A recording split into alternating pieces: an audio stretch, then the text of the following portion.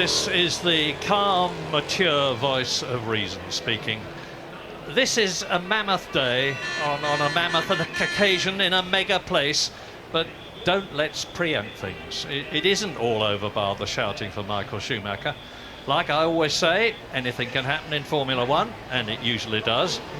And here in Hungary, it certainly isn't over until the fat lady sings. The next 1 3/4 hours will show us whether Michael Schumacher is going to be singing the blues or a triumphant aria. And who would have thought, when he went out to join the grid, that Michael Schumacher, of all people, would go across the gravel trap at considerable velocity at turn 12. Now, you saw Martin trying to get into the Ferrari people to talk to them. Look at them now. There has been a major harouche going on down there. They've got out the sticky tape. They've replaced a barge board. And just little things like that can upset the equilibrium of a team, can damage the car slightly. And David Coulthard, of course, is ready to take advantage of any weakness that Ferrari show him. Because, as we all know, it's now or never in Hungary for David Coulthard and the McLaren team. It means so much to them, it means so much to Ferrari. They've won the Constructors' Championship, Ferrari, for the last 2 years. How they would love to make it a hat-trick. And Michael Schumacher, if he gets the World Championship here, will be the first driver in the history of Formula One to win 2 World Championships for 2 different constructors.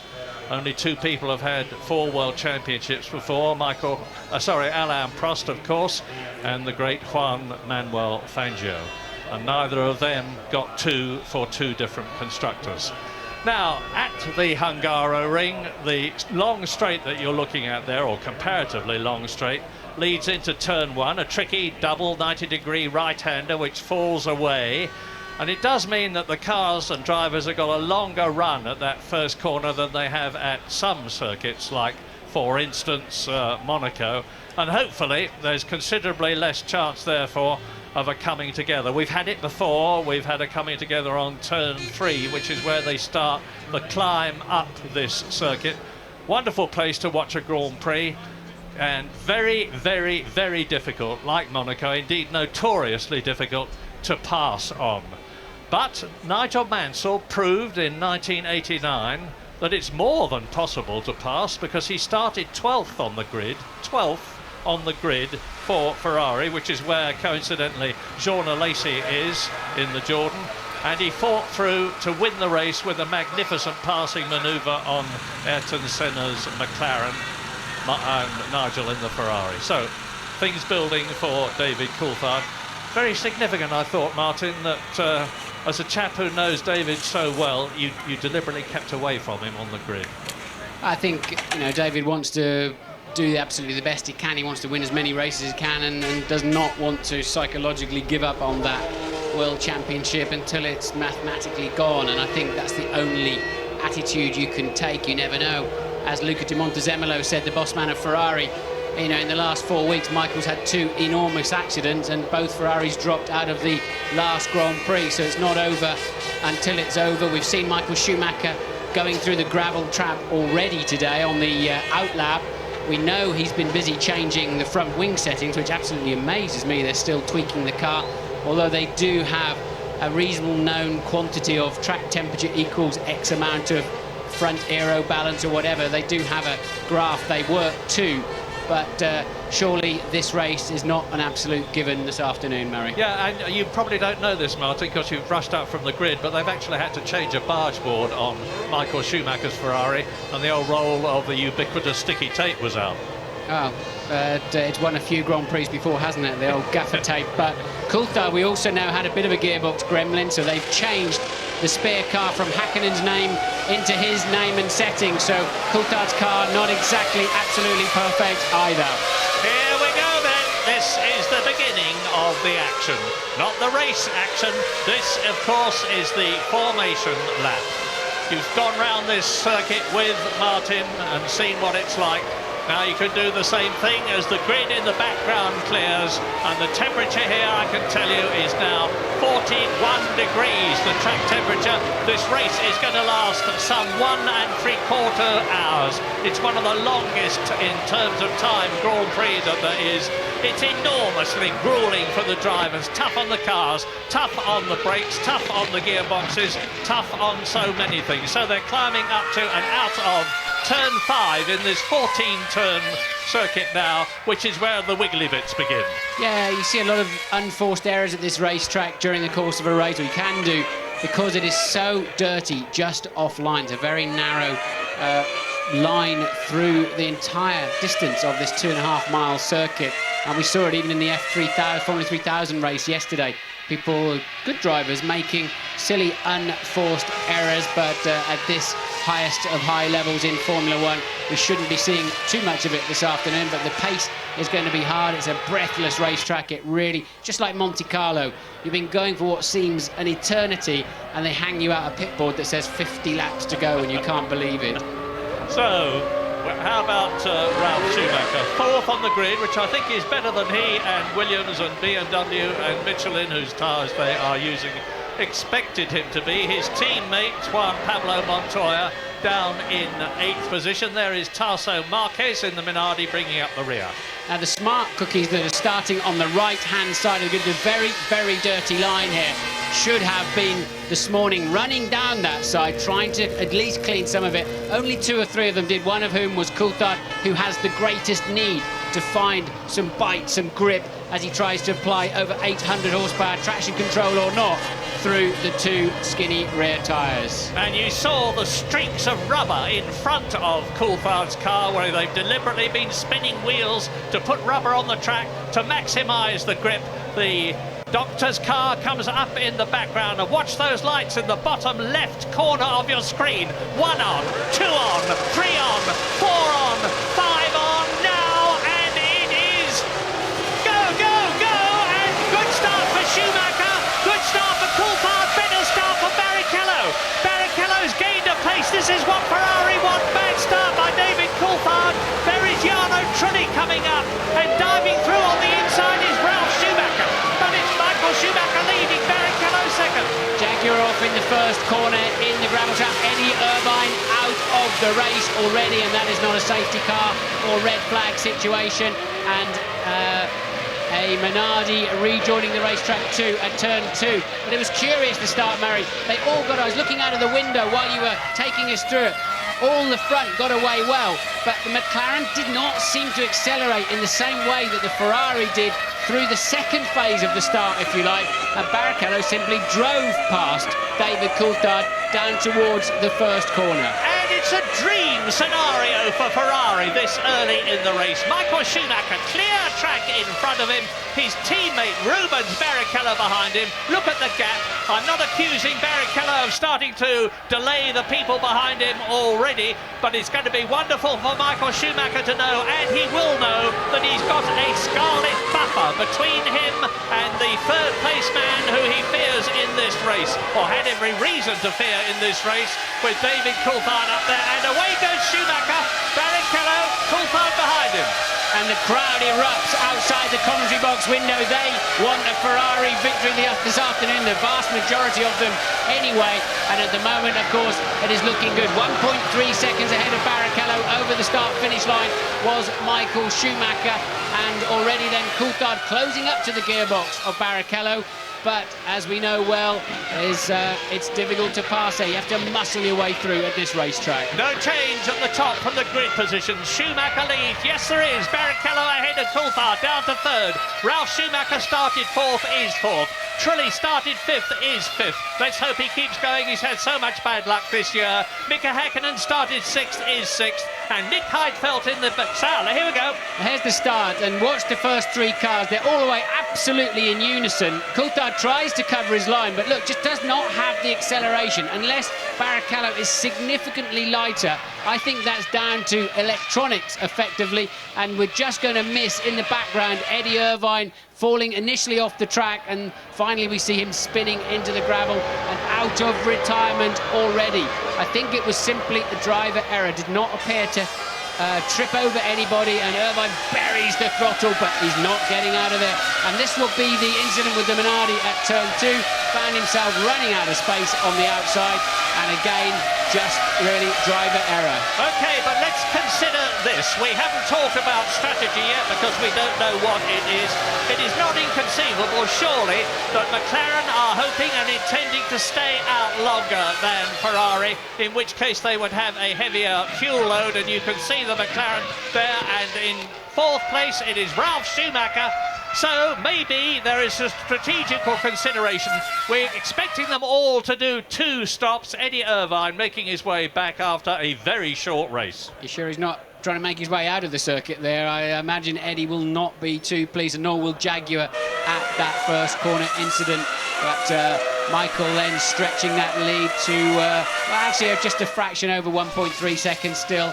On this lap, he's about a 1/10 of a second up. It's Coulthard who's beginning to pile on some fast sector times now, but he's going to have a job leapfrogging that Ferrari of Barrichello's. Michael looking like he's in cruise mode already. Yeah, it's just a 2.5-mile circuit, riding with Coulthard, starting again. Yes, a nice overhead shot then. Look, he goes to cover his line. He probably should have been much more aggressive. Barrichello is literally just going to power past down to that first corner. And well, there's absolutely nothing you can do about that. So let's see. I don't think I mean, 3 stopping could well be the fastest way, but if you get caught up in traffic, forget it. So 2 stop is the optimum. A 1 stop costs you another 20 seconds. The only way you do that is if you were towards the middle of the pack. I have a feeling Michelin runners are not coming to the party today, Murray. No, well, David Coulthard is a long way from giving up. We had Rubens Barrichello do a fastest lap. We're on lap 4 out of 77 now, incidentally. David Coulthard has just replied with a 1:19.6, and that compares with Nigel Mansell's all-time record of 1:18.3. That was way back in 1992 with the all-singing, all-dancing Williams-Renault. And you can see that Coulthard there in the silver and black McLaren, who we are with now, is hanging on to Barrichello in front of him. Turn 11 then, a little gentle fall down to 12, where Coulthard tore the bottom out of his car in free practice on Friday. That suddenly put him on his back foot through the rest of practice and qualifying, and he's going to be sitting there moaning and hating the fact that he did not manage to get ahead of Barrichello into that, or stay ahead of Barrichello into that first corner. It's going to compromise the rest of his afternoon, no doubt about it. Well, James Allen, what's the news? Well, I'm looking at last year's records, Murray, and the McLarens did come in later for their first stops. Hakkinen came in on lap 31 and Coulthard lap 32, whereas Michael Schumacher was in on lap 27. So it's quite possible they are carrying a little bit more fuel, perhaps another 10 kilos. But as Martin was saying, tactically, the advantage has definitely been handed to Ferrari now. David Coulthard did not want Rubens Barrichello in front of him. Thanks, James. Yes, Michael Schumacher can run his race, undoubtedly. He knows what he's on. He won here in 1994 for Benetton. He won here in 1998 for Ferrari, and he was second last year. So he knows the Hungaro ring. So does Rubens Barrichello, of course, who was 4th last year in his first season for Ferrari. And David Coulthard, he's done well here. He's had a couple of second places, he's had a 3rd place, and the 3 top men are way out front. And there's been all this talk about Mika Hakkinen going off the boil. Well, he started 6th, and he is still only in 6th position. And at the present moment, it looks as though Jenson Button is getting a 10-second penalty. Yes, some kind of incident at the start. Jenson Button, who is down in 16th position, we're assuming that he jumped the start. He did indeed jump the start, so Jenson Button with a stop-go penalty. Louise is with Eddie Irvine. I am indeed, Martin. Eddie, was that just one of your do-or-die starts that didn't quite come off? No, I honestly don't know. The start was bad because I'm on the wrong side of the grid, so I lost the place to Fisichella, then I got on the outside, and I was just going around the outside. Next thing the car snapped sideways. I don't know whether someone hit me or whether I just lost it. I have no idea. Bad luck. 10 seconds covering the top 6 now. Michael Schumacher has now decided to get the pedal down. He has just gone faster than either Barrichello or Coulthard behind him, and so he's going to start pulling it away a bit. The gap now is some 1.5 seconds between him and his second man, Rubens Barrichello. There's plenty of time this afternoon if he wants to suddenly put a spurt on, as Häkkinen did here last year. But remember, another little trick that Michael pulled yesterday, he only did 2 flying laps in qualifying, both of which would comfortably have put him on pole position, therefore saving a further 2 sets of those critical 7 sets of tyres he's had to run since qualifying. So we know when he comes in for a pit stop, he will always have the best of the tyres, providing he doesn't get a rogue set or an out-of-balance set, but it usually is worth taking the risk. And now Coulthard, for some reason, just struggling by a 1/10 of a second a lap to hang on to those 2 Ferraris. 4/10 of a second pace between Ralf Schumacher in 4th place and Michael Schumacher, who is leading the race. And already Ralf Schumacher is over 7 seconds in 4th place behind the race leader, Michael Schumacher. And Button in the pits, out of view of you at the moment. Jenson Button in for his stop and go penalty to add just a little bit more misery to his season. There he is now. Yeah, poor Jenson. He qualified well down, and he was only 22nd in the warm-up this morning. But nevertheless, Benetton are very, very upbeat. They have a completely new aerodynamic package. They have all sorts of engine modifications. They say things haven't worked. Look at that front wing, very like the Ferrari wing, which has set the model for new front wings this season. But Benetton are much more optimistic about the rest of the season, although Jenson Button hasn't got very much to shout about at the present moment. And his teammate Fisichella is well down the pecking order. He's in 14th place as over the line comes Schumacher, Barrichello, David Coulthard, and we are already in this race over 1/10 distance. 7 laps completed, 77 lap race. A new fastest lap of the race for Coulthard that time around, a 1:18.975, and the gap down to just 0.8 of a second. Michael, I wonder just how comfortable he is with his car. We know he's been through the gravel trap. Of course, they would have changed the tyres, but you always change the tyres anyway to minimise the risk of a puncture on the outlap, because there have been other races, been a Porsche Super Cup race, for example, and occasionally you do get debris, so they don't risk punctures, so we know he'll be on a better set of tyres anyway.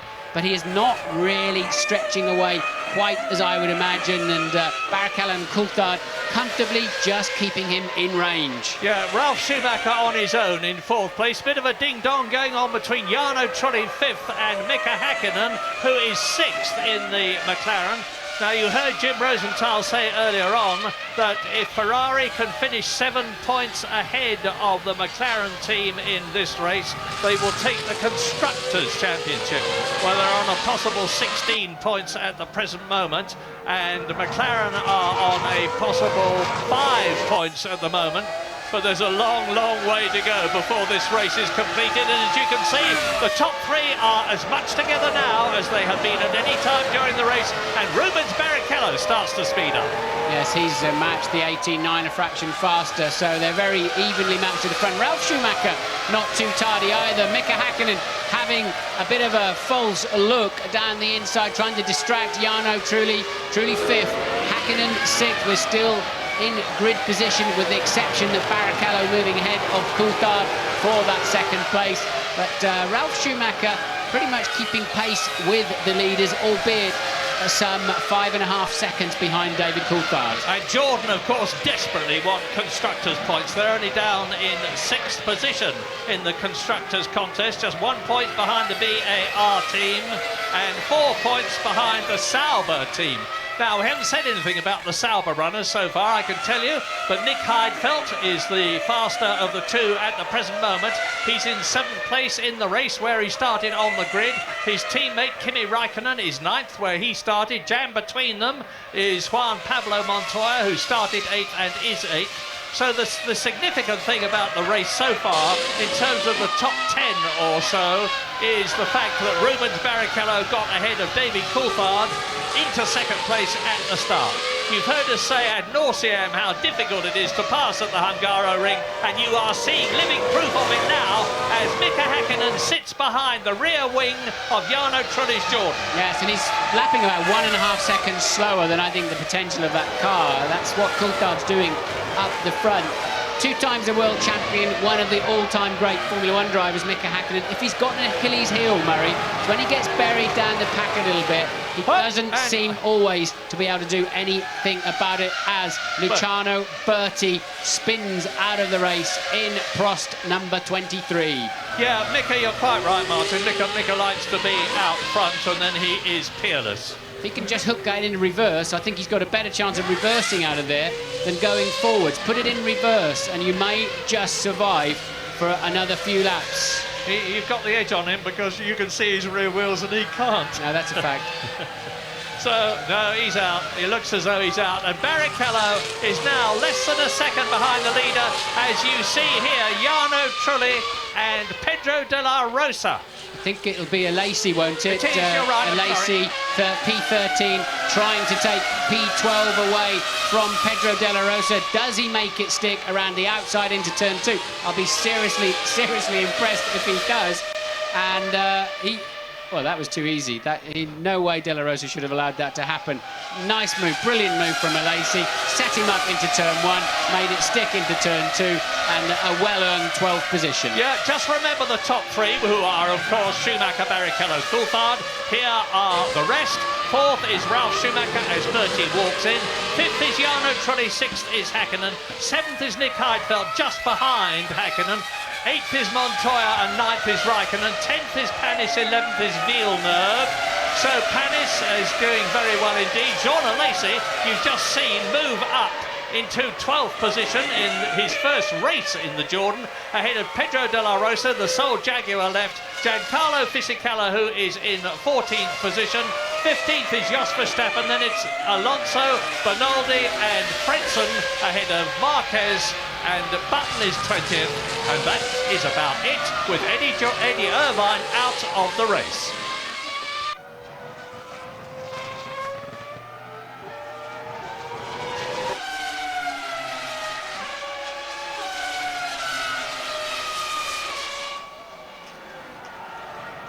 So the buffer situation with Rubens Barrichello and David Coulthard exists. A lot of track between them and 4th place Ralf Schumacher that you just go through. Here's that battle for 5th position between Jarno Trulli and Mika Häkkinen, followed by the Sauber of Nick Heidfeld and Montoya. There is Montoya. That is Kimi Raikkonen. Behind Raikkonen is Olivier Panis. Here is Jacques Villeneuve.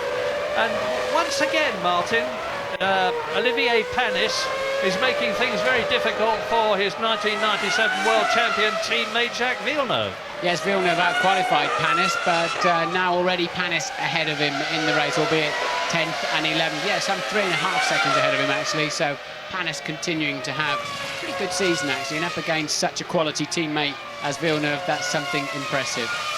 Michael Schumacher, that fastest lap of 1:18.7, as near as makes no difference, is 0.4 of a second off the all-time lap record put up 9 years ago by Nigel Mansell in, as I've said earlier on, the all-singing, all-dancing Williams, which had just about every aid to management and driving mankind has ever thought of, a lot of which are not allowed anymore.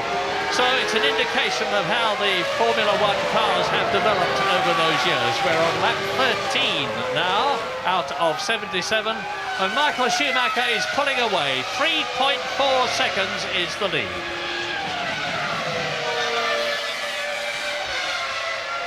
Rubens Barrichello is still ahead of David Coulthard, just slightly less than a second in it.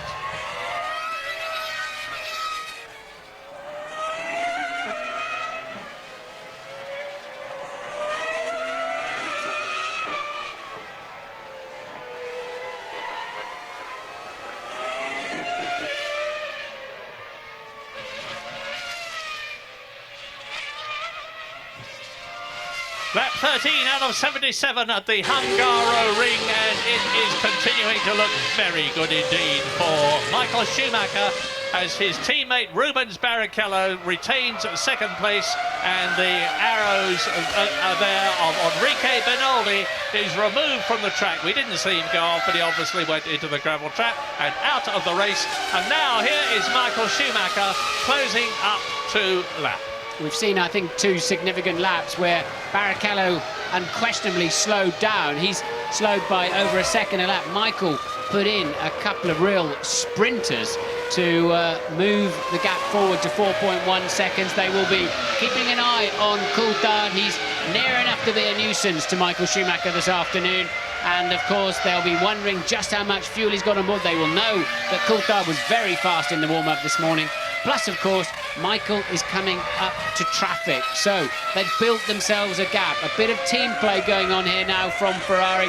Michael with a 4-second cushion to give him more comfort through the back markers. Well, it's certainly turning out to be a character-building year for Jenson Button. He's just been lapped by Michael Schumacher, as has Tarso Marquez, who is in 20th position, 18th position ahead of Jenson Button. And you've seen Benaldi go out of the race, Bertie is out of the race, Irvine is out of the race. So 3 retirements, 19 left, lap 14. Schumacher's lead is increasing all the time, unless going over that gravel track damaged his car in some way, which seems very unlikely from the way he's going. He is looking good. And Coulthard needs to get intimate with the gearbox of Rubens Barrichello's Ferrari. They're coming up to the 2 back markers, and a good chance for him to hopefully get in the thick of it, and maybe one of his few chances this afternoon of passing that Ferrari. You had a quick flash of Panis there, I think it was, who's currently back in 10th place in the BAR. So Michael Schumacher now 4.4 seconds ahead. Running report on the World Championship situation. Michael Schumacher has to finish 3 points ahead of David Coulthard to put it beyond his reach, and he is now some 6 points ahead. He's on a potential 10 points, Coulthard is on a potential 4 points, and Barrichello is still between them. And if my mathematics are correct, Ferrari are on for taking the Constructors' World Championship as well in these current positions. They need just 6 points more than McLaren today to become, once again, the World Constructors' Champions. Unless I am very much mistaken, Martin, you're absolutely right. I thought it was 7, but it is 7. So 7 points between Ferrari and McLaren, and it will be the Constructors' Championship for Ferrari as well as the Drivers' Championship for Michael Schumacher. But as I said earlier on, it is not over until the winner sees the checkered flag. You're including tact in 7, aren't you? I'm going to work it out again, I'm sure it's 6. Michael Schumacher, lap 16, lead 5.3 seconds, and coming towards us now, Ralf Schumacher, who has lapped Tarso Marquez. Well, we expected the BMW-powered Michelin-shod Williams runners not to do as well at the Hungaroring as they have done at other circuits, notably Hockenheim 2 weeks ago Hockenheim at the end of July when Ralf Schumacher won, and of course Canada when Ralf Schumacher won, and Imola where he did the same thing. And that's because of the characteristics of the car and the circuit. And Ferrari have continued developing their car in spite of the fact that they are already working on the 2002 car to replace this one. They want this championship desperately. It matters to them historically, realistically, financially, for the pride of themselves, the pride of Italy. And they're pushing, led by Jean Todt, Rory Byrne, Ross Brawn and Paolo Martinelli, the engine man. And there've even been modifications to the engine for this race, as well as a special aerodynamic package. Here comes the battle for second place, led by Rubens Barrichello, followed by David Coulthard, as the race leader goes into turn 2 and now turn 3. That 1:18.1, I think, is a new lap record, Murray, isn't it? I think that finally beats the Mansell time of 92. So a new lap record of this circuit then after 16 years of Grand Prix racing here. Michael Schumacher definitely on a charge, and Coulthard was beginning to fall back from Barrichello. He's had to put a spurt on. He too is down in the low 1:18s. And of course Michael Schumacher is in a glorious rhythm now. He took pole position, he got away first, he's increased his lead all the time, and he's in that delightful position of having the rhythm going, and he's carving his way through the field. And look at it, clear track in front of him, clear track behind him. And he's half a minute ahead of 6th place man Mika Häkkinen. Yes, double world champion Mika Häkkinen, the man who won here last year. by taking a magnificent start from third on the grid, going past David Coulthard, past pole position holder Michael Schumacher last year, and Häkkinen controlled the race from the front last year, as Michael Schumacher is doing now. Cloud of dust there. Yeah, Coulthard running wide in the last turn, goes over the line, still in fact, an absolutely identical time for Barrichello and Coulthard, a 118.587, 2 thousandths of a second. And Coulthard kicking up the dust as he's desperately trying to find a way of getting on the power earlier in the final corner to chase down those two Ferraris. So how are we going for pit stops? This is lap 18. If Ferrari do the same this year as they did last year, they will be in round about 9 laps from now. The first of them, which would obviously be Michael Schumacher, but we'll have to wait and see. They might be on a different strategy. The McLarens, as we said earlier on, stayed out for another 4 laps last year, and it may well be that they'll do the same and that David Coulthard could potentially take the lead, but then of course it would all change when he had to come in. At least that's the usual theory. But this race is going to depend just as much as all the others have in the past since pit stops began, not just on the car, not just on the driver, but on those mechanics who drill and drill and drill to refuel the cars and replace 4 tyres and wheels. And we must not forget that the fuel rigs recently, and the new ones that were introduced this year, have given a lot of trouble. Wouldn't surprise me if Barrichello came in earlier than the other 2 stoppers. It would be smart of Ferrari to give him a lesser fuel load. He was on the grippy side of the track behind Michael on the grid, and he had a good chance of beating Coulthard down to that first corner, which is exactly what happened.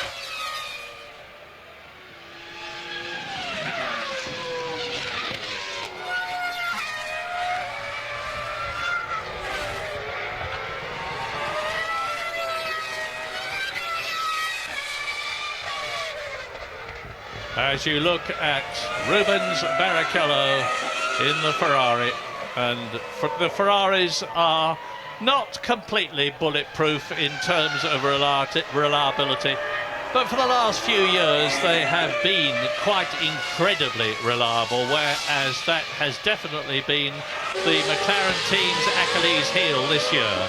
They've had gearbox problems, they've had electronic problems, notably launch control problems, because the drivers don't start the cars themselves nowadays in the conventional way with clutch and gears. They press a button and everything is done for them electronically to a pre-programmed deal. And Michael Schumacher is now closing up on Fernando Alonso, the brilliant young Spanish driver who has only just achieved his 20th birthday, his first season of Formula One. He is in the Minardi, and out of the pits goes Heinz Harald Frentzen in the Prost. Let's not forget that Frentzen has changed teams like Alesi. He came in from 17th position. By the way, Jean Alesi in his first race for Jordan, having got past Pedro de la Rosa when the Spaniard slept a bit on the corner and moved up into 12th position, is now lapping considerably faster than Jacques Villeneuve in the BAR ahead of him. Alesi's last lap was in 1 minute 20 seconds. Villeneuve's last lap was 1 minute 21, sorry, 1 minute 21.3. So Alesi closing up on Villeneuve, but there's an 11-second gap between them. He's got a long way to go.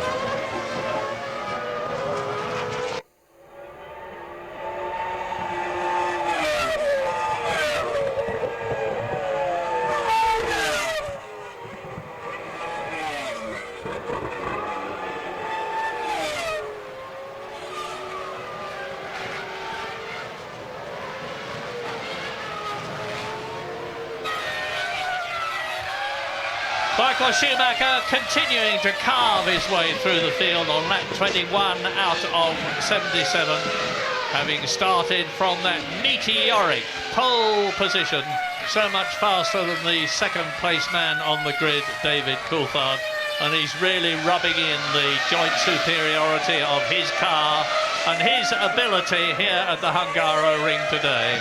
David Coulthard seems to have got the message again. Maybe he is now having a real attack on Rubens Barrichello, because he's just done the fastest first sector of the race.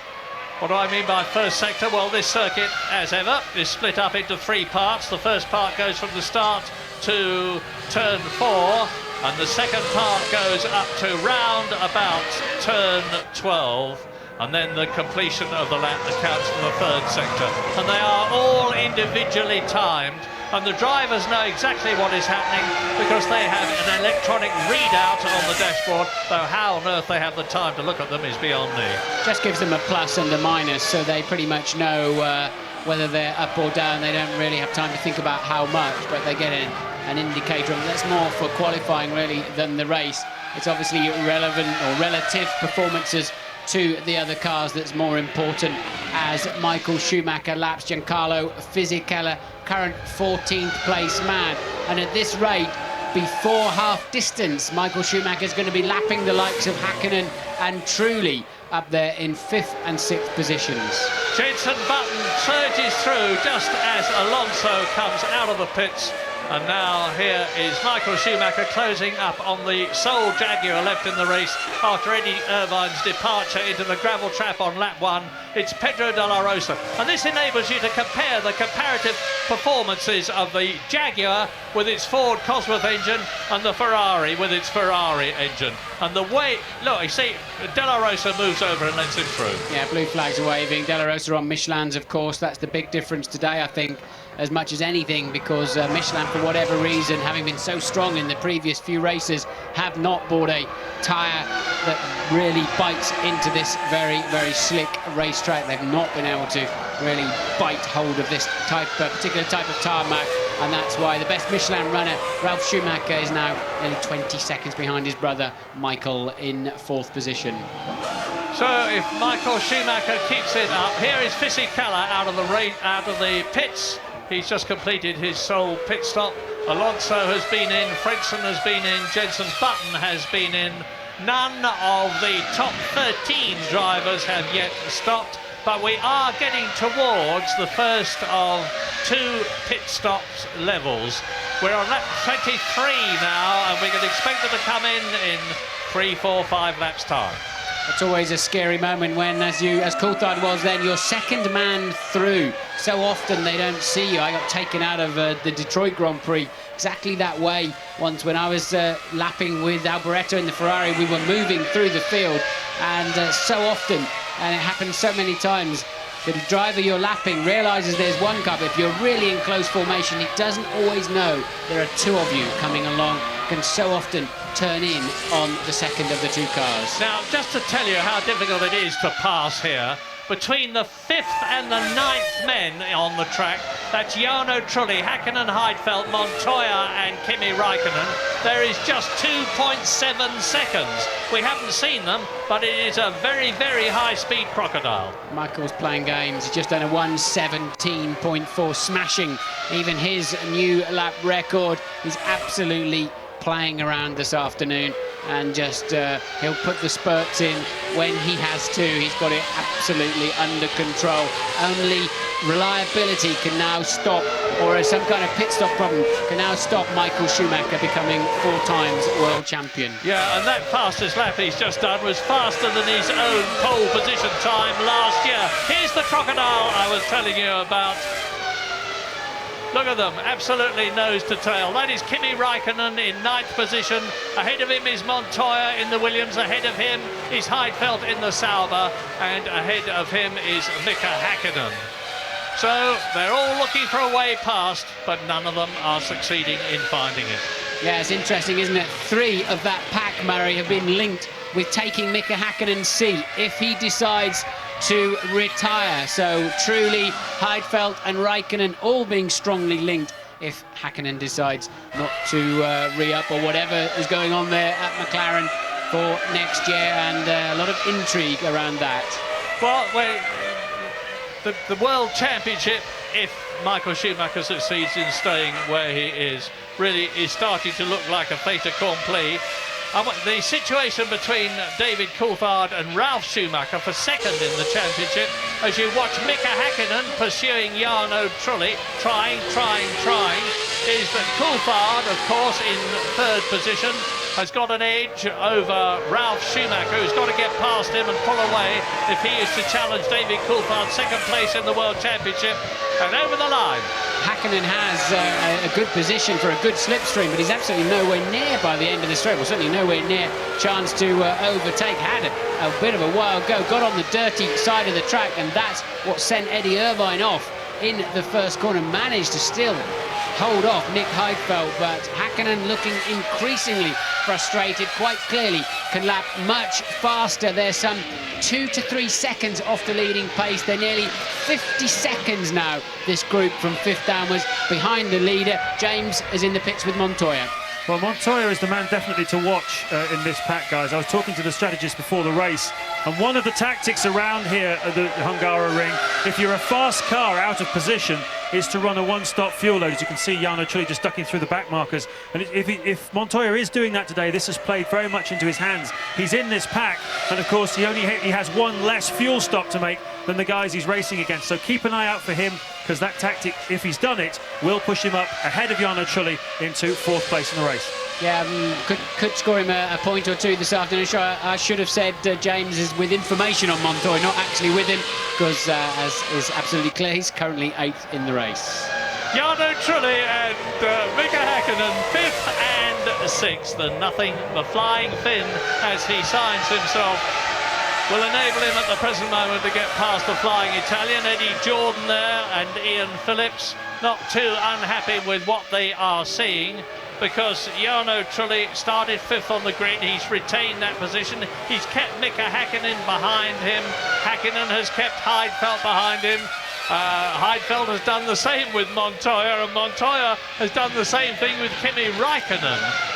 And Olivier Panis is ahead of Jacques Villeneuve in 10th and 11th places. They started in a reverse situation, because Villeneuve was 10th on the grid and Panis was in 11th place.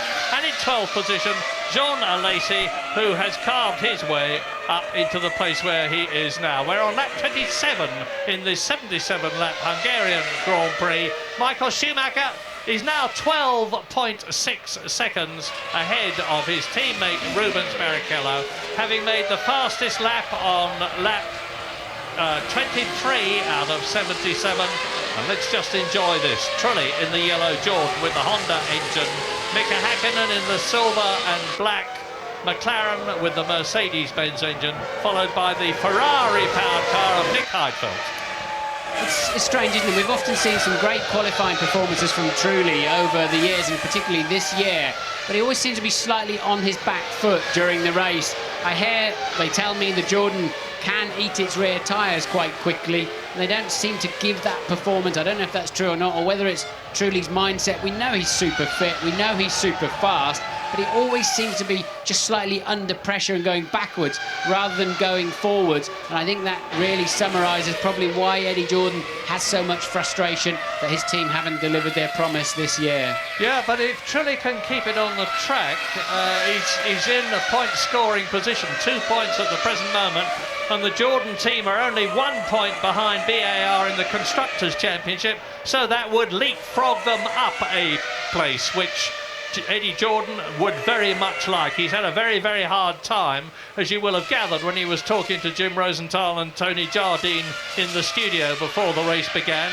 in that gap, that holiday gap between this race and the previous one in Germany, as a result of having to negotiate Alesi into his car and negotiate very firmly Heitz Harold Frentzen out of it. Frentzen is in 15th place, Alesi is 12th. I think I saw Heidfeld just duck into the pits out of that pack. Yes, indeed he has. So Heidfeld, one of the earlier of the two stoppers. Panis in the pits too. We're into the pit stop windows, no doubt about it. So there's Panis, we believe. There's the Ferrari mechanics. They're also getting ready.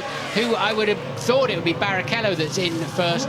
Michael currently, now it's Michael. Schumacher is in first, so there he is. He's 12.8 seconds ahead. Last time past the start finish line, James. Well, we're looking for something like 7 seconds here on this pit stop. But interestingly, guys, in the last 4 laps, Schumacher has doubled his lead here. So it's been an absolutely astonishing performance by him. Very good indeed as he goes back out in front. But it was the key moment there just before that stop, because on lap 22 he was 7.5 seconds ahead of Coulthard. He was 14.5 before ahead of him when he came in for this stop.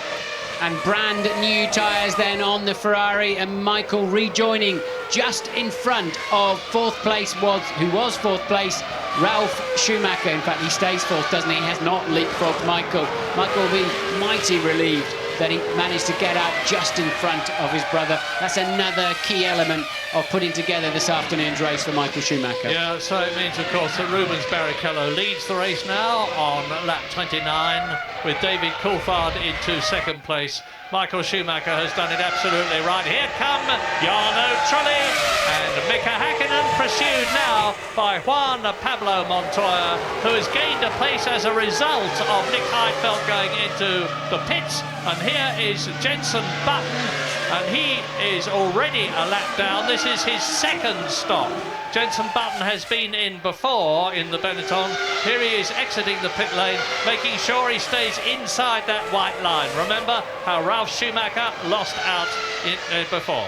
Yes, and Jenson, of course, his first stop of the afternoon was a stop-and-go penalty for jumping the start. But we hear Jordan are also getting ready, so maybe Trulli coming in this time around, and then you'll see Häkkinen get the hammer down for a few laps. And I think if Häkkinen can stay out longer than Trulli, he will surely clear the Jordan up into fifth place. Rubens Barrichello leads. David Coulthard is second. Michael Schumacher has stopped and is third. Ralf Schumacher is fourth, has not stopped. Trulli is still fifth ahead of Mika Häkkinen. Those are the top six. Montoya is up into seventh. Villeneuve is up into eighth. Jean Alesi is now in ninth position from 12th. Truly in the pits then, so Häkkinen's got a bit of traffic ahead of him. He'll need to clear that early and then pull out some of his stunning laps, and hopefully we'll pick up Trulli down the pit lane. We do. So fifth place man then, Trulli in towards the Jordan pit. Louise. Yeah, Jarno making his way into the pit lane. He's actually been desperate to come in for the last couple of laps. He's been reporting that he's having problems with his tyres. The team have been saying to him, no, you've got to stay out. The only way that they're going to keep Mika Häkkinen behind them was by keeping Trulli out on the track in front of him. Give Häkkinen a couple of clear laps, which he will now have, and I think we'll see him going past. And a disastrous stop for him there, 13-odd seconds. He seemed to be an age getting away. He couldn't get away. The car was not on the ground. That was the reason. The fuel hose was being laid down. It was a very strange stop there for Jarno Trulli. Couldn't see exactly what the problem was. So here is the new race leader, Rubens Barrichello, pursued by David Coulthard, whose car runs a bit wide there. And now into the pits has come Ralf Schumacher, who was in fourth position. Now we're going to see as streaking through on the inside goes the Ferrari, followed by the McLaren, past the Jordan, and it's still Barrichello, followed by David Coulthard first and second. Ralf Schumacher is out of the pits. What's the situation with Mika Häkkinen? I'm looking to see him come past now. Häkkinen's done a 1:21.2. He's now 1:19. He crosses the line now, 1:19. But with that desperately poor stop of Trulli's, I think Häkkinen should come out well ahead of Jarno Trulli. Ferrari getting ready again this time around. Clearly, that of course is for Rubens Barrichello. Will McLaren come out into the pit lane? No, they do not. So, leader Barrichello in this time around. That, I would assume, is Villeneuve in there. Yes, indeed it is. Villeneuve in for his stop. Häkkinen, Montoya definitely pushing on now. They've got a bit of clear space now. Trulli is out of the way. Barrichello pulls up to his pit. Let's have a look. The fuel hose slow on there for Barrichello, no doubt about it. Fresh tyres on. Michael Schumacher crosses the line to retake the lead of the Grand Prix. Out comes Jean Alesi from his pit stop too. So Alesi rejoined. He was in ninth position. And here comes Barrichello. Coulthard leads the Grand Prix. Yes, David Coulthard leading. Barrichello into the pits. Michael Schumacher has gone through. There is Barrichello out, so Michael Schumacher is now back in front of his number 2 in the Ferrari team, and David Coulthard has yet to come in. Now, we're now on the 32nd lap, which is where David Coulthard came in last year. Different car, of course, the fuel capacity, and the engine consumption is by no means necessarily the same. Fastest man of anybody so far in the race through the first sector. Coulthard on an absolute charge, a reasonable mid-sector, 31.1 seconds, and attacking the entry to the corner heavily. McLaren mechanics in the pit lane. Coulthard taking the widest possible line to maximise his speed before he gets near the speed limiter zone, which is now, take it away, James. David Coulthard then coming into the pits. This hasn't been the afternoon that he had inspected as he comes into his box, nice and precise. And interestingly, he's putting a fairly used left front tyre and a not so used right front tyre. He's got the engine gunning and he drops the clutch.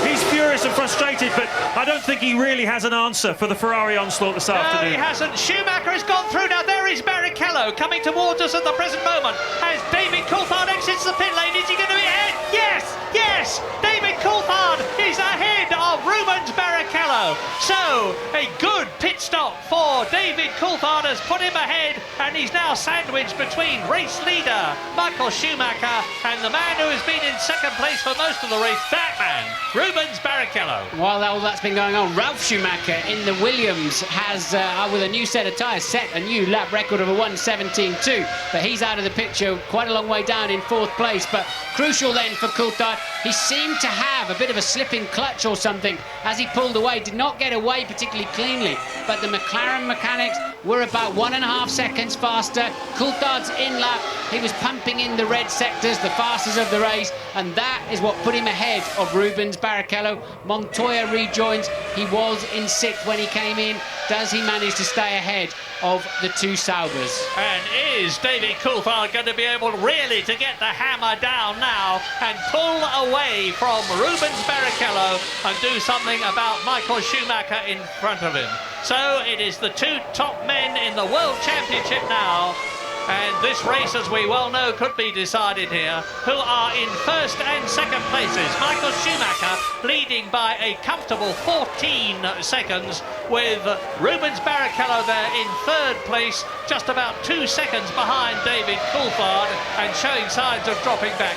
And it's important to establish that whilst they've come in and taken on more fuel and new tyres, it could well be that the new tyres that they've taken on give better performance than the old ones that they were on.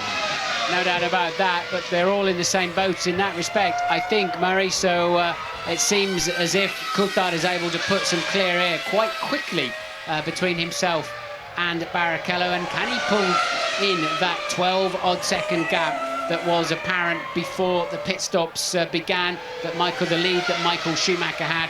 Coulthard then on a charge. He can still win this afternoon's Grand Prix. That was a crucial moment for him. Of course, they've all got one more stop yet, so the mechanics are going to come into play. Yeah, and it's looking much better for David Coulthard in World Championship terms than it was when he was in third place. I remind you, Schumacher, Michael, has got to be 3 points ahead of David Coulthard in this race, on the results of this race, if he's to win the championship. At the present moment, he's 4 points ahead, with a potential 10 points for winning compared with David Coulthard's 6 points. But this is lap 35. It is a 77-lap race. Rubens Barrichello third.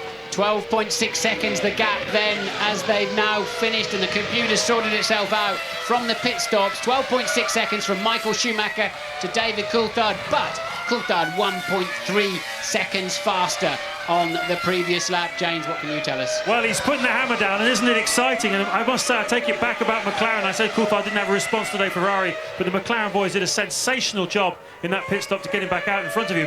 But just to show you how things can turn, remember Jarno Trulli's stop that you were talking about, Martin? You remember they said it wasn't exactly ideal.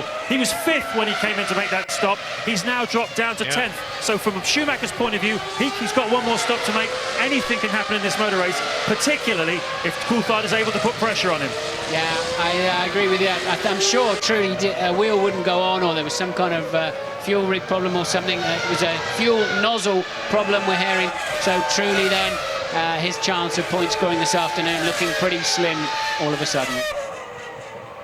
Yeah, yet another fuel rig problem. This new design of rig is not at all popular with the teams. I know that Ron Dennis has made some very, very vigorous representations about it.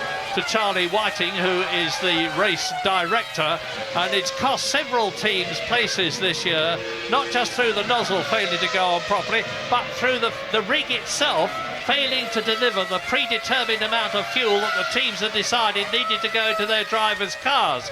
Well, we'll see. Lap 36 now, getting on towards half distance in this 77-lap race, and you're watching race leader Michael Schumacher as he comes up to the Benetton of Giancarlo Fisichella, or is it Button? Anyway, it's to lap him for the second time. It's Jenson Button. David Coulthard then took another second out of that lead last time around, down to 11.6. And sixth place man now, Kimi Raikkonen, in those pit stops managed to leapfrog Nick Heidfeld. So Raikkonen now the leading Sauber driver, Heidfeld 7. Montoya didn't really make up as much as I thought he would. He's still down there in 8th place. Yes, the man who suffered as a result of those pit stops, as James has just pointed out, of course, is Jarno Trulli. Michael Schumacher's retained his lead. David Coulthard has benefited from a better pit stop than Barrichello by moving up from 3rd to 2nd. Ralf Schumacher is still 4th. Hakkinen has moved up from 6th to 8th. And now Kimi Raikkonen, who's passed his teammate, is in the points at 6th position. And we are on lap 37.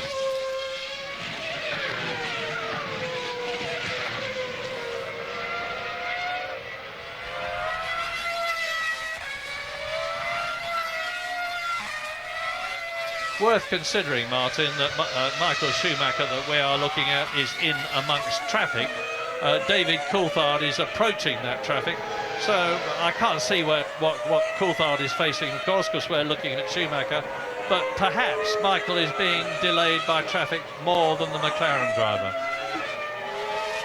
It's possible, but I have a feeling Michael's not quite as happy with the car in this part of the race. But remember, he cruised for a few laps on the first stint before he really put the hammer down. So let's see if Michael's got that ability again this time around. But certainly Coulthard with the faster car at this stage of the race. Well, Michael Schumacher in last year's race finished in 2nd place. His teammate Barrichello was in 4th position. I'm thinking about the second fuel stops now. Barrichello, Fisichella, isn't it? No, it's Jenson Button. Now, well, he's right on the grid, and you come whistling round that last turn at about an approach speed on the apex of 80 miles an hour, and he's out of the car. So Jenson Button is out of the car, out of the race, and they must get that car out of the way. The yellow flags will be waving, and hopefully everything is going to be all right as they clear the Benetton. His teammate Fisichella goes through, pursued by the McLaren. And Giancarlo Fisichella is in 13th position. That's another retirement then. And so out of the race now on lap 38. Eddie Irvine was first out, then Luciano Berti, then Bernoldi, and now Jenson Button. Marshall's running across the track, which is not smart at all, but no way through the wall there for Button's car.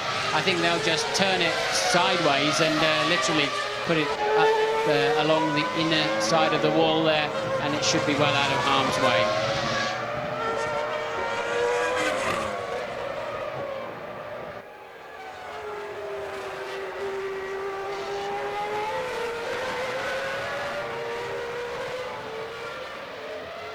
Lap 39 out of the 77-lap Hungarian Grand Prix. Michael Schumacher leading, and a major problem for the Benetton of Jenson Button as we look at David Coulthard there in the McLaren in 2nd position. And look at this, there is Jenson Button. He's come out of turn 14, which is the last corner on the circuit. He stalled, spun and stalled the Benetton and can't get it going again. He's out of the car now, and the car has been dragged back as into the pits comes Mika Hakkinen from 5th position. Now, Kimi Raikkonen was some 28 seconds behind. Very, very quick, slick stop. Less than 7 seconds. That's lap 39, and the McLarens have stayed out much longer here this year than they did last year. And we're on lap 39 now, 77-lap race. Schumacher leading David Coulthard by 11 seconds. Coulthard lapping marginally faster, 4/10 of a second, but it's going to take a long time for 4/10 of a second a lap to carve into an 11-second lead as you look at the much-changed Benetton of Button being removed from the circuit. Yeah, surprising that Jensen would spin off on the exit of a corner with traction control. But a neat solution they've got down there. They've actually opened the wall. They've obviously got a gate in the wall there. So Benetton out of harm's way, no need or any sign of safety cars, all carried out under waved yellows to tell the drivers, slow down, there are marshals on the racetrack, extreme caution, even be prepared to stop. I don't think many of them hurtle into double yellow flag situations with stopping in mind, it has to be said. But there obviously is the Minardi of Fernando Alonso beached. And you can see how sticky those tyres are when they get heated up. They're quite big stones that have adhered to it as he ran across the gravel track. Interesting situation in the Constructors' Championship now, because I reported earlier on that if Ferrari finished 7 points ahead of McLaren in this race, they would take the Constructors' Championship.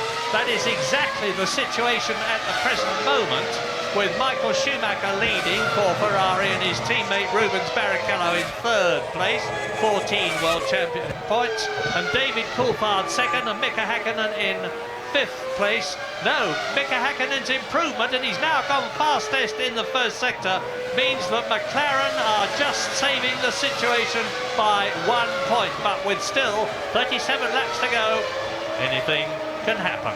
David Coulthard 2nd, and he's lapping in virtually to the nearest 100th of a second the same time as race leader Michael Schumacher, 11.5 seconds behind him on the circuit. Barrichello is 3rd, Ralf Schumacher still 4th for Williams, Mika Häkkinen up to 5th for McLaren, both McLarens in the points, both Ferraris in the points, one Sauber in the points, Raikkonen who's ahead of Heidfeld, and the others in the top 10 are Montoya, Panis and Trulli, and Louise Goodman is with Jenson Button. I am indeed. Murray Jensen after the highs at Hockenheim, that was really one to forget, wasn't it? Yeah. Wasn't the best race in the world. I had a stop-go penalty. Not quite sure why, but there you go.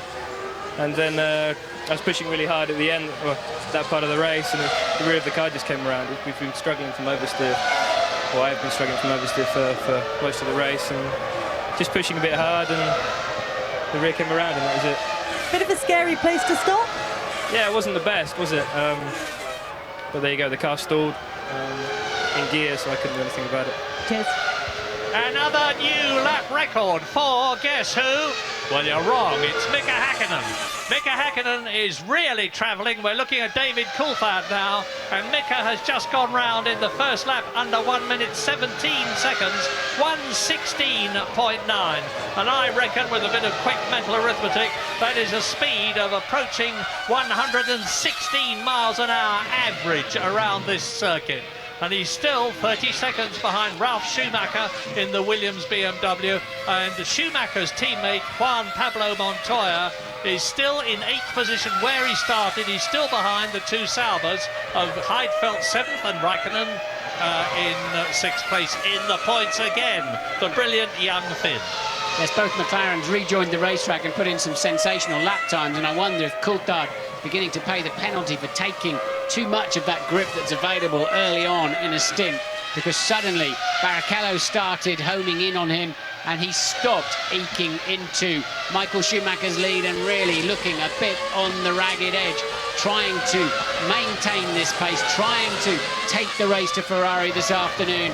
Michael all of a sudden now then again with one of the fastest cars underneath him.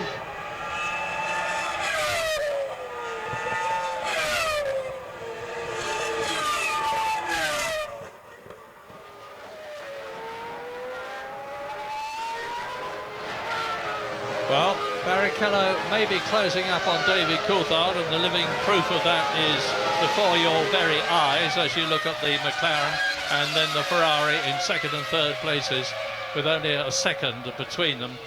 But to trot out yet another of the inevitable cliches, catching is one thing, passing is quite another.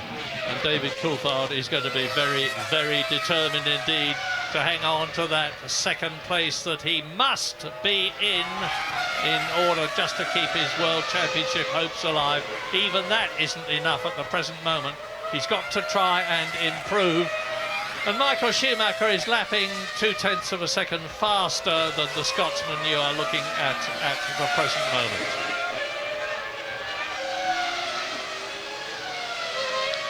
So you're looking at Coulthard now, closing up on the Jordan ahead of him. And that is the Jordan of Jarno Trulli, who suffered so much from that long pit stop he had. The Italian crossing the line, he's in 10th position. And so Michael Schumacher, only the top 8 are on the same lap at the present moment, they being Michael Schumacher, Ferrari, David Coulthard, McLaren, Rubens Barrichello, Ferrari, and Trulli has now been lapped by Coulthard and will soon be lapped by Rubens Barrichello. There he goes, he's through. And so 5th is Mika Häkkinen, 6th is Raikkonen, 7th is Heidfeld, and then Montoya, Panis and Trulli. And only the drivers from Montoya upwards are on the same lap.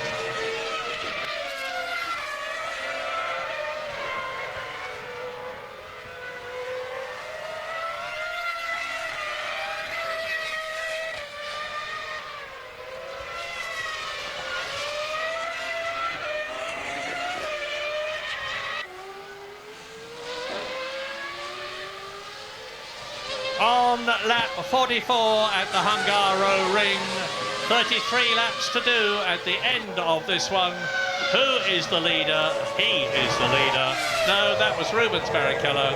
It is still Michael Schumacher who has increased his lead over David Coulthard with a lap 0.8 of a second faster than the Scotsman, as you can see, is in traffic, and Schumacher now leads Coulthard by over 12 seconds. Yeah, Coulthard came out of the pits like a greyhound, but now he looks like he's paying the price for punishing those tyres too early. But Michael Schumacher then becomes the most leading Grand Prix driver of all time. He's led more Grand Prix laps. He needed 41 of them today.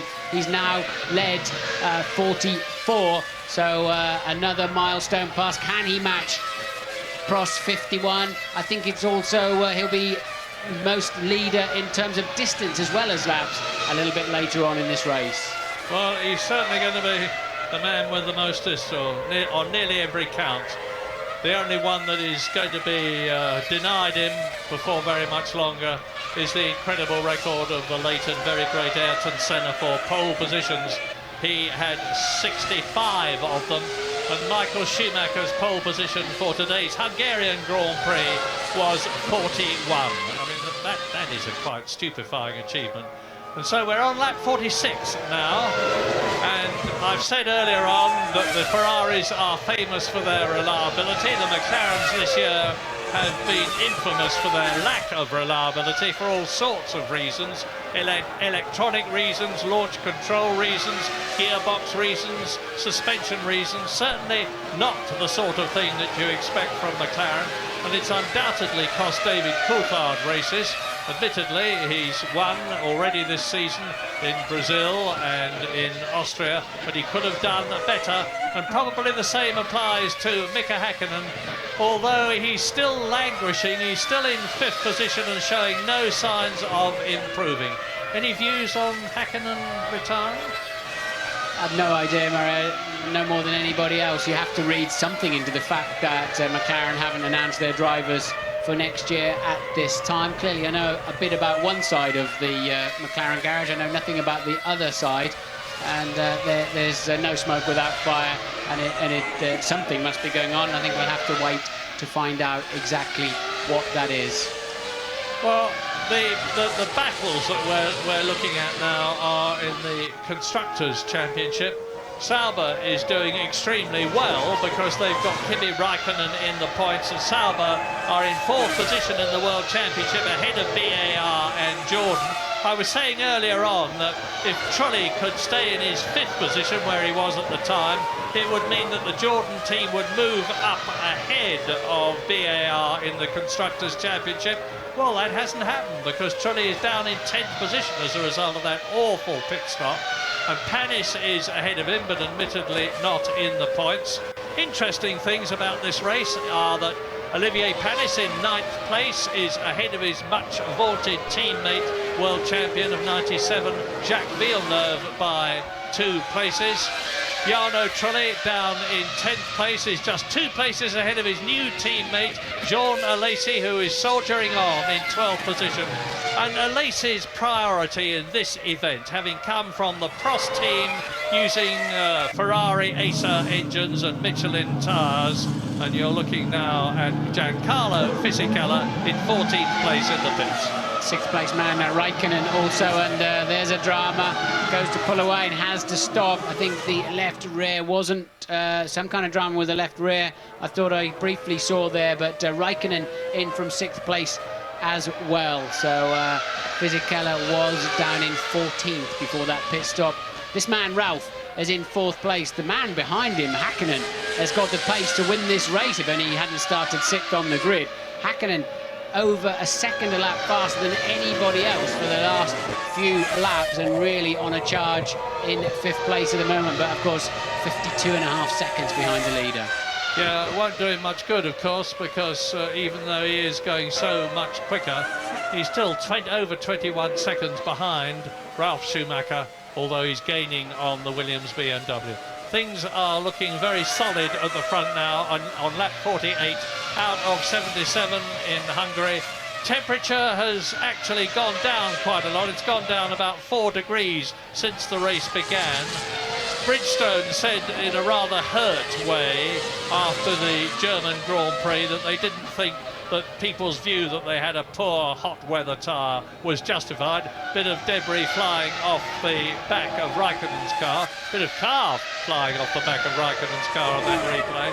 And Bridgestone seem to be proving here, with Michael Schumacher there leading the race, David Coulthard 2nd, Barrichello 3rd, that their tyre for the very hot conditions of the Hungaroring is not to be sneezed at. The top Michelin runner is Ralf Schumacher. He is in 4th place. The 2nd Michelin runner is Montoya, who is 7th. Who's about to be lapped. Schumacher then homing in on 7th place man Montoya, and it's just a 78-second lap here, of course, so it's not unusual for a lot of lapping to go on. Montoya being extremely courteous. He's not really in a race, is Montoya at the moment, although he was only 3 or 4 seconds behind Heidfeld, but being very, very courteous to race leader Michael Schumacher, who's still maintaining a 12.7 second lead over David Coulthard. You're absolutely right about Häkkinen. He's doing it again. He's already made the fastest lap of the race, 1:16.8 on lap 48. And it looks as though his current lap is going to be a very quick one too. Now, I was saying earlier on that because the tyres are individually made, you can literally get one set giving a better performance than the other. That's the only thing I can think of at the moment that's beneficially affecting him. Absolutely, and the tyres do vary. It's a chemical reaction between the rubber and the racetrack, and they're not all, as hard as they try, absolutely identical. James is in the pits. Yeah, the second stops, guys, coming up in the next 5 to 8 laps. Now, it's worth remembering that Rubens Barrichello pitted 2 laps before David Coulthard. It's really going to come down to fractions of a second in the pit stop as to whether Rubens or David comes out ahead this afternoon. We've just seen a second ago Kimi Raikkonen coming in from 6th place. It took him almost 10 seconds to make a pit stop, and he's lost ground. We saw it before with Trulli. It can happen. Look at Trulli. Incidentally, you see an auxiliary rear wing just behind the camera at the top of the car. Several teams have got extra aerodynamic aids at the Hungaroring because downforce is what you need. Williams have got quite a large extra rear wing. McLaren have got a very small extra rear wing. And Williams have also got a higher secondary wing. Any little extra bit of pressure you can get forcing the tyres down on this slippery track is very welcome. We've got a reverse situation here from the first set of pit stops where Coulthard is now under pressure from Barrichello rather than the other way around, and it's all going to be a question of can he stay in front this time instead of can he leapfrog. Coulthard definitely struggling in the second half of this stint, the middle stint of the race, of course, and Barrichello able to keep within 7/10 of a second. Montoya in for his second stop. Scrubbed set of tyres, I see. Those have been used before. It improves the performance. And off goes a tear-off. The drivers have over their transparent visors auxiliary flexible ones, which they can rip off when they get bits of rubber or dirt sticking to them to improve their vision.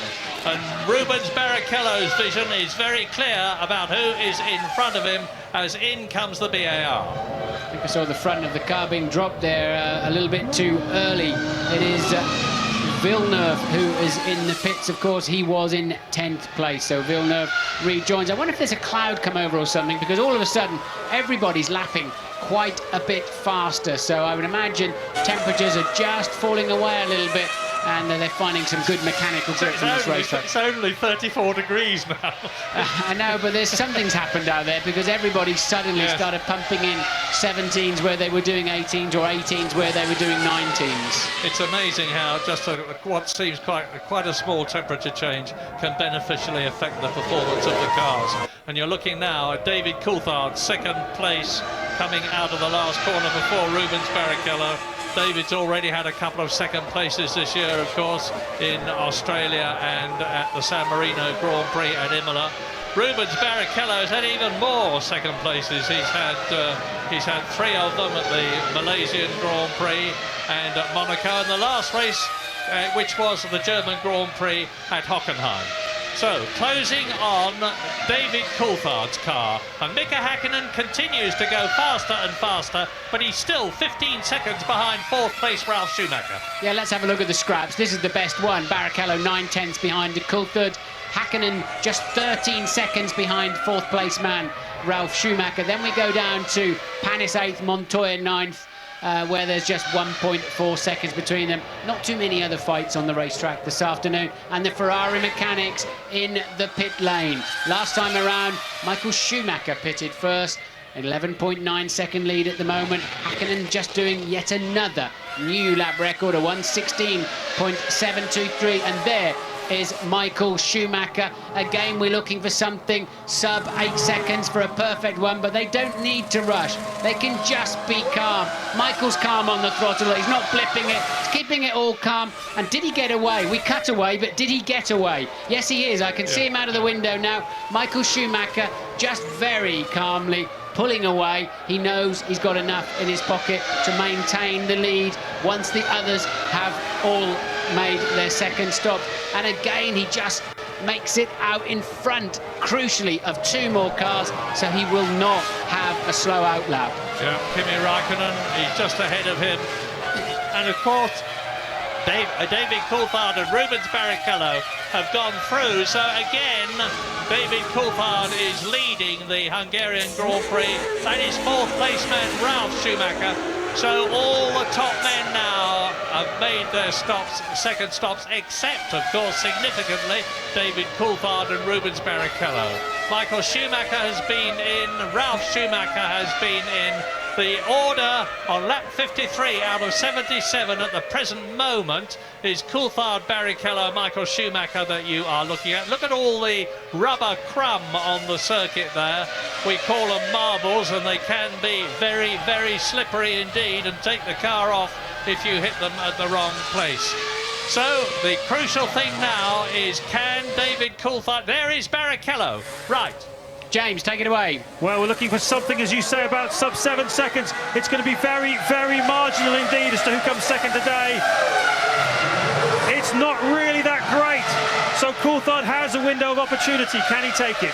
Well, Barrichello, that 8.5 second stop may decide the place. Yes, and Coulthard on that very same lap did his fastest of the race, a 1:17.0, and this could be crucial with, I think I'm hearing there's a Williams off. Yes, there Montoya. is. Montoya off for the second time today. The first time around, he got away with it easily. This time around, it looks like he hasn't fared so well. Panis has passed him. But I see McLaren in the pit lane. It will surely be for Coulthard.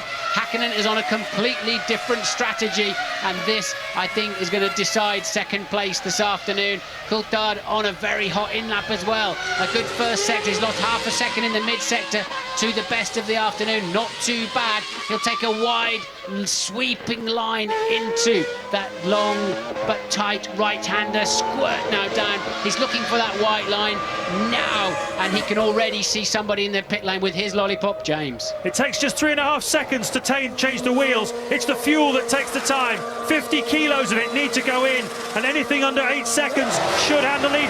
Roaring on the throttle, David Coulthard. It's not great. The release didn't come off. Where's Rubens Barrichello? There is Michael Schumacher. It's going to be mighty, mighty close. There is Rubens Barrichello on the right. There is David Coulthard on the left. And the Benetton is in front. And Barrichello's going to do it. Yes! Barrichello goes through into second place. David Coulthard has lost out as a result of that sticky fuel nozzle. Yeah, the fuel nozzle wouldn't come off, would it?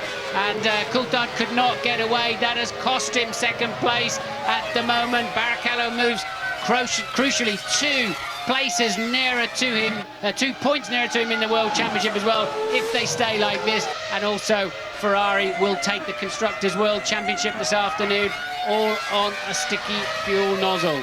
Yeah, and if that happens, let me just make this point, that if Michael Schumacher takes the World Championship, it will have been with 4 races still to go: Belgium, Italy, America and Japan. When the great Nigel Mansell did that in 1992, there were still 5 races to go. I wish not to detract from Schumacher's performance, if he performs it, because we're on lap 55 now. There's still 22 laps to go, but it's a point that's worth making as you look at third place, David Coulthard, and Barrichello has regained that second place that he held for so long and lost on the previous pit stop, which means to say that Ferrari leads, Ferrari second, Schumacher leads, Barrichello second. McLaren's are third and fourth now, because as a result of the pit stops, Mika Häkkinen is now up into fourth place, but he is 7.8 seconds behind his teammate David Coulthard and has yet to make his second stop. Yes, he stopped late. They could have put him on a one-stopper, but I think he only stopped for 6.8 seconds, did Häkkinen, so I am expecting him to have to come in again before the end of the race. So Ferrari 1-2, McLaren, Coulthard and Häkkinen 3 and 4. Ralf Schumacher just about holding station back in 5th. Heidfeld is now the leading Sauber driver. They've been swapping around all afternoon, and Jarno Trulli once again out of the motor race. Oh dear, Eddie Jordan is going to be down, down, down in the dumps, because yet again Jarno Trulli retires from the Grand Prix. That's the 5th time he's done it this year. He's going to be a very unhappy man, but not possibly as unhappy as his team boss. The only Jordan left in the race now, as you watch Jarno Trulli coasting in, is Jean Alesi, who is now in 10th position. And Alesi hasn't pitted yet, amazingly, so Alesi obviously filled his car up at the start of the race. Most cars have pitted twice. Alesi, according to the computer, and I don't recall seeing him, has not pitted at all this afternoon, and we see the McLaren mechanics getting ready for Häkkinen. Häkkinen then in for his second stop from what was 4th place. He had a 17.9 second advantage over Ralf Schumacher. This is going to be nip and tuck. I'm assuming Ralf will maintain that position. He does. He passes our window. Ralf maintains 5th position, but Häkkinen getting ever closer after losing all that time earlier in the race, and so nearly connecting there with Heinz-Harald Frentzen. Yeah, well, there's a theory, Martin, that the transponder has fallen off the Jordan of Jean Alesi, and that we therefore don't know that he made his pit stop. I remember actually Jean one year in the Benetton when he just blithely drove on for lap after lap, with Flavio Briatore and Nick Worth and everybody practically lying across the track to tell him that he got to come in, and he eventually ran out of fuel. Now here is the McLaren of Mika Häkkinen just getting out of the pits alongside Heinz-Harald Frentzen, who will have got a shot. Remember how Heinz-Harald held up David Coulthard yesterday? Yeah, and we said he was gormless, but that was a very good stuff from Frentzen there, no doubt about it, to be heading into that corner, hanging on to a Prost, and able to leave enough room for a recovering Häkkinen rejoining after his pit stop was good driving from Frentzen and very fair. Lap 58 out of 77. Here are the retirements in the order of retirement. Eddie Irvine out, Jaguar. Luciano Berti out, Prost. Bernaldi out, Arrows. Button out, Benetton. Alonso out, Minardi. 17 out of the 22 starters are left. Tasso Marquez is last in the Minardi. He has been lapped 4 times, top 10. Lap 58. Schumacher 9 seconds ahead of teammate Barrichello, who is 1.7 seconds ahead of McLaren's David Coulthard. 4th is Ralf Schumacher, Williams BMW, where he's been virtually the whole race. 5th is Mika Häkkinen, so he's gone down a place. 6th is Nick Heidfeld, and that means to say that Sauber are yet again in World Championship points position. And Kimi Räikkönen is 7th, Montoya is 8th, Panis is 9th, and 10th position is Jacques Villeneuve. So 2 Ferraris in the top 2 places. 2 McLarens, 3rd and 5th. That means to say, we'll say again, Michael Schumacher looking very, very, very good for his 4th World Championship and his 51st race win to equal the record of the great Alain Prost, and Ferrari looking good for the Constructors' Contest. These pair are only 8 seconds behind Michael Schumacher, but I don't think that's any indication of a problem for Michael. I think he's really just been pacing himself almost from the get-go this afternoon. But Barrichello and Coulthard really chasing each other so hard, they've really kept within striking distance of Michael. You can see that rear wing. Oh no, you can't, because they've moved away. Yeah, the people say that if there's any good luck going, that Michael gets it. You know, he was lucky when he went across that gravel track just as he was coming up to the grid, that he didn't do some pretty serious damage to the underside of the car. Yeah, he is famous for spinning off and not ever hitting anything and somehow or other getting away with it. But, you know, you make your own luck totally without any doubt. And a good driver and a good Formula One car always somehow spin down the middle of the track.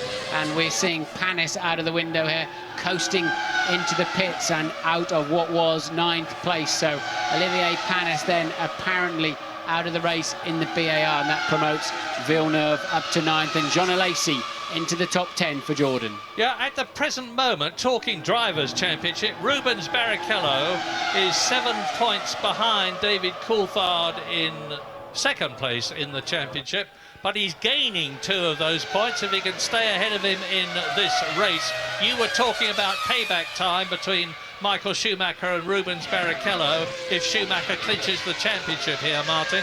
And it could well be that the contest then, as far as Ferrari are concerned, having won the Constructors' Championship and the Drivers' Championship, will be to get Barrichello ahead of Coulthard in the Drivers' Contest. Yes, I think that will clearly be Ferrari's coup de grace, no doubt about it, in the final stages of the World Championship. If I was... I don't think if I was Barrichello, I'd accept the gift of a race win. I think that's the You'd turn it down, would you? You know, I would. I have to say, I would not accept that gift, because all it's doing is saying, look, I'm so much faster than you. I'm just finally going to have to give you a race. That's a painful one, and we saw Senna do that to Berger, and I just think it was. Unless it's absolutely in team play, I think it's a different scenario. Oh, you're a better man than I am, Gungadin.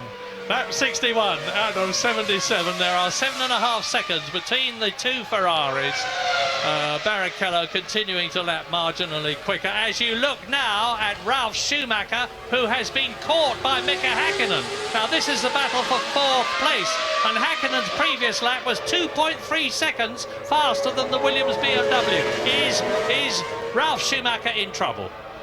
I think he's just struggling a bit with the car this afternoon, and Häkkinen, as we've said earlier in the race, has been absolutely flying. Häkkinen had the equipment today to win the race, by the looks of it. I've been watching probably 20 or 30 of his lap times this afternoon, and he's been absolutely flying. Once he got clear of Trulli earlier on in the race during when Trulli pitted for the first time, and since then he's been screaming around the racetrack, and this is the net result. He's caught Ralf Schumacher, but can he do anything about it? 4/10 he was behind. You can see that gap for yourself, and he appears to have a much, much faster car. Not going to be enough for McLaren in the Constructors' Championship, even if he gets past Ralf Schumacher, though. But he's certainly trying, and Ralf knows exactly what to do with the motor car. I've told you many times in this race already how difficult it is to pass at the Hungaroring, and Ralf Schumacher is going to make it doubly difficult for Mika Häkkinen. He'll see the distinctive McLaren and the distinctive blue helmet with the white circular band of Mika Häkkinen behind him, and he'll know what he's got to do to keep him behind. And it's perfectly legal, incidentally. You can take whatever line you like if you are in front, provided you do not weave consistently across the track. And the leaders now, Michael Schumacher and Rubens Barrichello and David Coulthard, with 9 seconds covering the three of them, are on lap 62, 15 laps to go in this 77-lap race, as you watch the battle between Ralf Schumacher and the Williams BMW, the top Michelin runner, and Mika Häkkinen for that 4th position and the 3 World Championship points that go with it. Nick Heidfeld is still in 6th position for Sauber. They've had so many points places this year, and now they're getting another one. A complete turnaround for the Swiss team. Problem here for Häkkinen is, as at so many other races this year, that Williams has sensational straight line speed, and even in this very short and twisty racetrack, they're 6 or 7 kilometers per hour faster down the straight, so that's going to be a major stumbling block for Häkkinen. He's going to have to hustle him in the corners, force him into some kind of error. So we have then Mika Häkkinen's McLaren chasing down Ralf Schumacher's Williams, and some 30 seconds up the road, Coulthard is still fighting hard with the Ferrari of Barrichello. Meanwhile, Michael Schumacher serenely up front, but by only 7.5 seconds now. Yeah, well, Williams have had 15 retirements from 24 starts so far this year. But both cars are still running at the Hungarian Grand Prix, with, as you can see, Ralf Schumacher in 4th place. You can't see Montoya, but he is still there in 8th position, albeit having been lapped once. And so hopefully, from their point of view, they have overcome the reliability bogey, and they're going to be very, very much a threat for next year. We've got so used over the recent years to Ferrari and McLaren dominating the championship, after Williams had done so for so long. But now that Williams have got this BMW power and the Michelin tyres, they fought back brilliantly, and they're going to be a major threat for the year 2002. It's a wonderful prospect for next year. Ferrari versus McLaren versus Williams. Ralf Schumacher getting very nearly to be the equal of his great brother, who's now on lap 64. 13 laps to go between Michael Schumacher and his 4th World Championship to match Alain Prost, and have been beaten only by one man in the history of Formula One, Juan Manuel Fangio, who won the World Championship for Maserati, for Mercedes-Benz, for Alfa Romeo and for Ferrari. An amazing achievement. And he did it all between 1950 and 1957. And now, look at Häkkinen. I'm pushing, I'm coming through. No, you're not, says Ralphie. I have a feeling this one might end in tears this afternoon. Häkkinen has lost 2 seconds a lap now behind Ralf Schumacher. He will not take any further places. This is his only trophy of the afternoon, because, as I said, Coulthard and co another half a minute down the road. But Häkkinen, having had a difficult afternoon, will take a lot of pleasure from getting past that Williams, and he's certainly got the much faster car, particularly under braking, and it's just tempting him to have a stab. Well, he's certainly not lacking commitment now. There have been people who've been saying 2 championships behind him, Mika Häkkinen has lost the will to win. Well, he certainly hasn't done that. He might have gone off the boil very slightly, but he's certainly pushing very, very hard indeed now. And if he can get past Ralf Schumacher, it's going to make 1 point difference in the Drivers' Championship for him, which is neither here nor there, because Häkkinen is way down in 15th position at the present. Sorry, Häkkinen is way down in 5th position with 19 points at the present moment. But he's keeping going. Lap 65 for Michael Schumacher, Ferrari.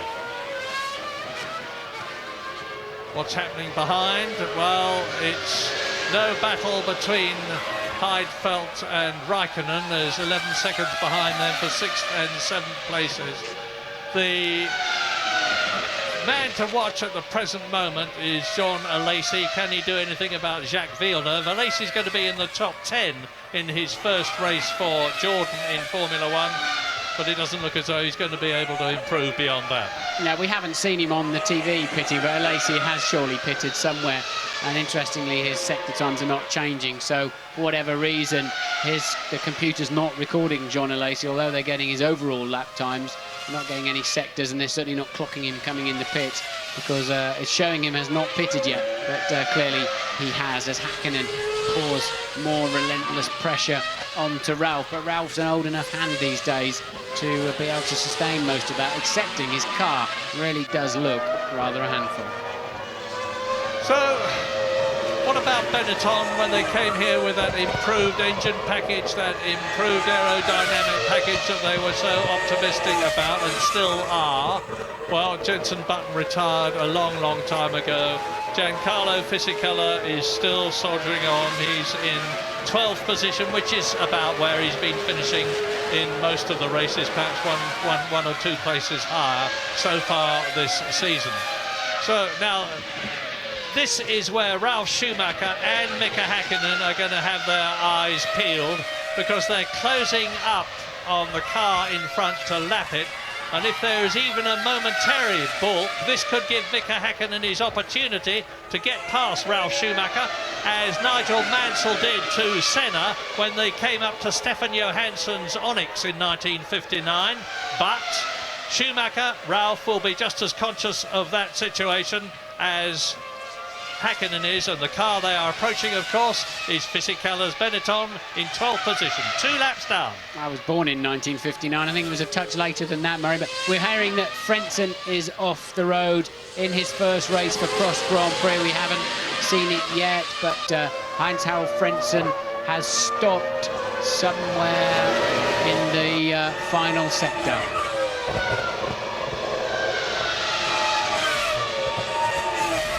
And the producer is very sensibly staying with Ralf Schumacher in 4th position and Mika Häkkinen in 5th place, because really this is the battle on the circuit at the present moment. We're coming down to the closing stages of the Hungarian Grand Prix. Rubens Barrichello just over 6 seconds behind Michael Schumacher. David Coulthard virtually tucked up behind his wing, because he's considerably less than a second behind Barrichello now. And out there is Frentzen's car. So, of the two major people who changed teams, Frentzen to Prost and Alesi to Jordan, that is the first retirement, with Frentzen out in the Prost. Very, very difficult, of course, for a driver. It's quite noticeable that Fisichella is staying well ahead of Ralf Schumacher and Mika Häkkinen. They're closing now. It's going to be very, very close indeed at the end of this lap. And Mika Häkkinen will be getting as close as he possibly can to Ralf Schumacher. Yeah, Häkkinen absolutely giving it plenty, isn't he? He really wants that 4th place this afternoon very badly. You're right, Murray, they're only sort of slowly homing in on Fisichella. Fisichella already having received at least 3 or 4 blue flags. Will he just blend off the throttle, let them through? Yes, indeed, he will. But Häkkinen, therefore, loses another opportunity to somehow find a way past that Williams. And still, if you're a Ferrari fan and you're worried about what is happening up front, I can tell you you've got nothing to worry about, because Michael Schumacher, knowing exactly what the score is being kept in touch with things by radio. There is his teammate behind him in 2nd place. That scarlet car is the Ferrari of Rubens Barrichello, and David Coulthard has now got quite a bit of air between him and the car ahead. He's still in 3rd position though, but he's seeing his chances of the World Championship slip away. Good drive this afternoon from Barrichello, I think, Murray. He stayed in touch with Michael Schumacher. I mean, he would have been very embarrassed to be 0.8 of a second slower in qualifying, but he's pretty much stayed in touch through the race and certainly kept Coulthard honest, and then made Coulthard pay for that fuel nozzle problem when he regained second place that he took on his way to the first corner of the first lap. This then still the fight for 4th and 5th position, down to just 0.3 of a second according to the stopwatch, but it looks closer than that, doesn't it? Yeah, it's very interesting the way things have ebbed and flowed over the years with the constructors.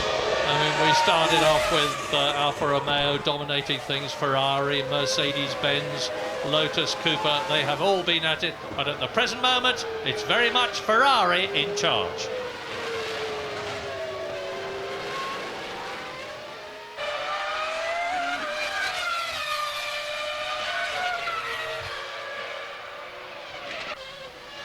So how difficult is it, Martin, if you're in Rubens Barrichello's position with David Coulthard right behind you and Ralf Schumacher with Mika Häkkinen right behind you to keep them behind you? Well, you just have to concentrate and make sure you don't outbrake yourself. Don't give them too much attention. You've got to be aware of where they are, and they can try to distract you, of course. But you've got to keep a calm head. Easier said than done, but at this stage of their careers, they shouldn't be snatching breaks or missing braking points. It doesn't happen, really, or shouldn't happen, but occasionally, just occasionally, something will happen and you'll just edge into a corner by 2 or 3 metres too late on the brakes and boom, you're off the road. Yes, it's interesting that David Coulthard is the comparative novice in this top 4. This is his 120th Grand Prix, and Häkkinen and Michael Schumacher have both done over 150. Rubens Barrichello getting on towards 150, because nowadays there are 17 Grand Prix in every World Championship season. When Formula One started in 1950, there were only about 8 races in the season, and they were virtually all European. But look how international it is now. We go to Brazil, we go to Malaysia, we go to Australia, all over Europe. There's the American Grand Prix coming up at the end of September. The season will end in Japan at that fabulous circuit at Suzuka. And it looks as though the championship is certainly going to be decided by then, with Michael Schumacher now well out on the 71st lap. He's doing himself and Ferrari proud.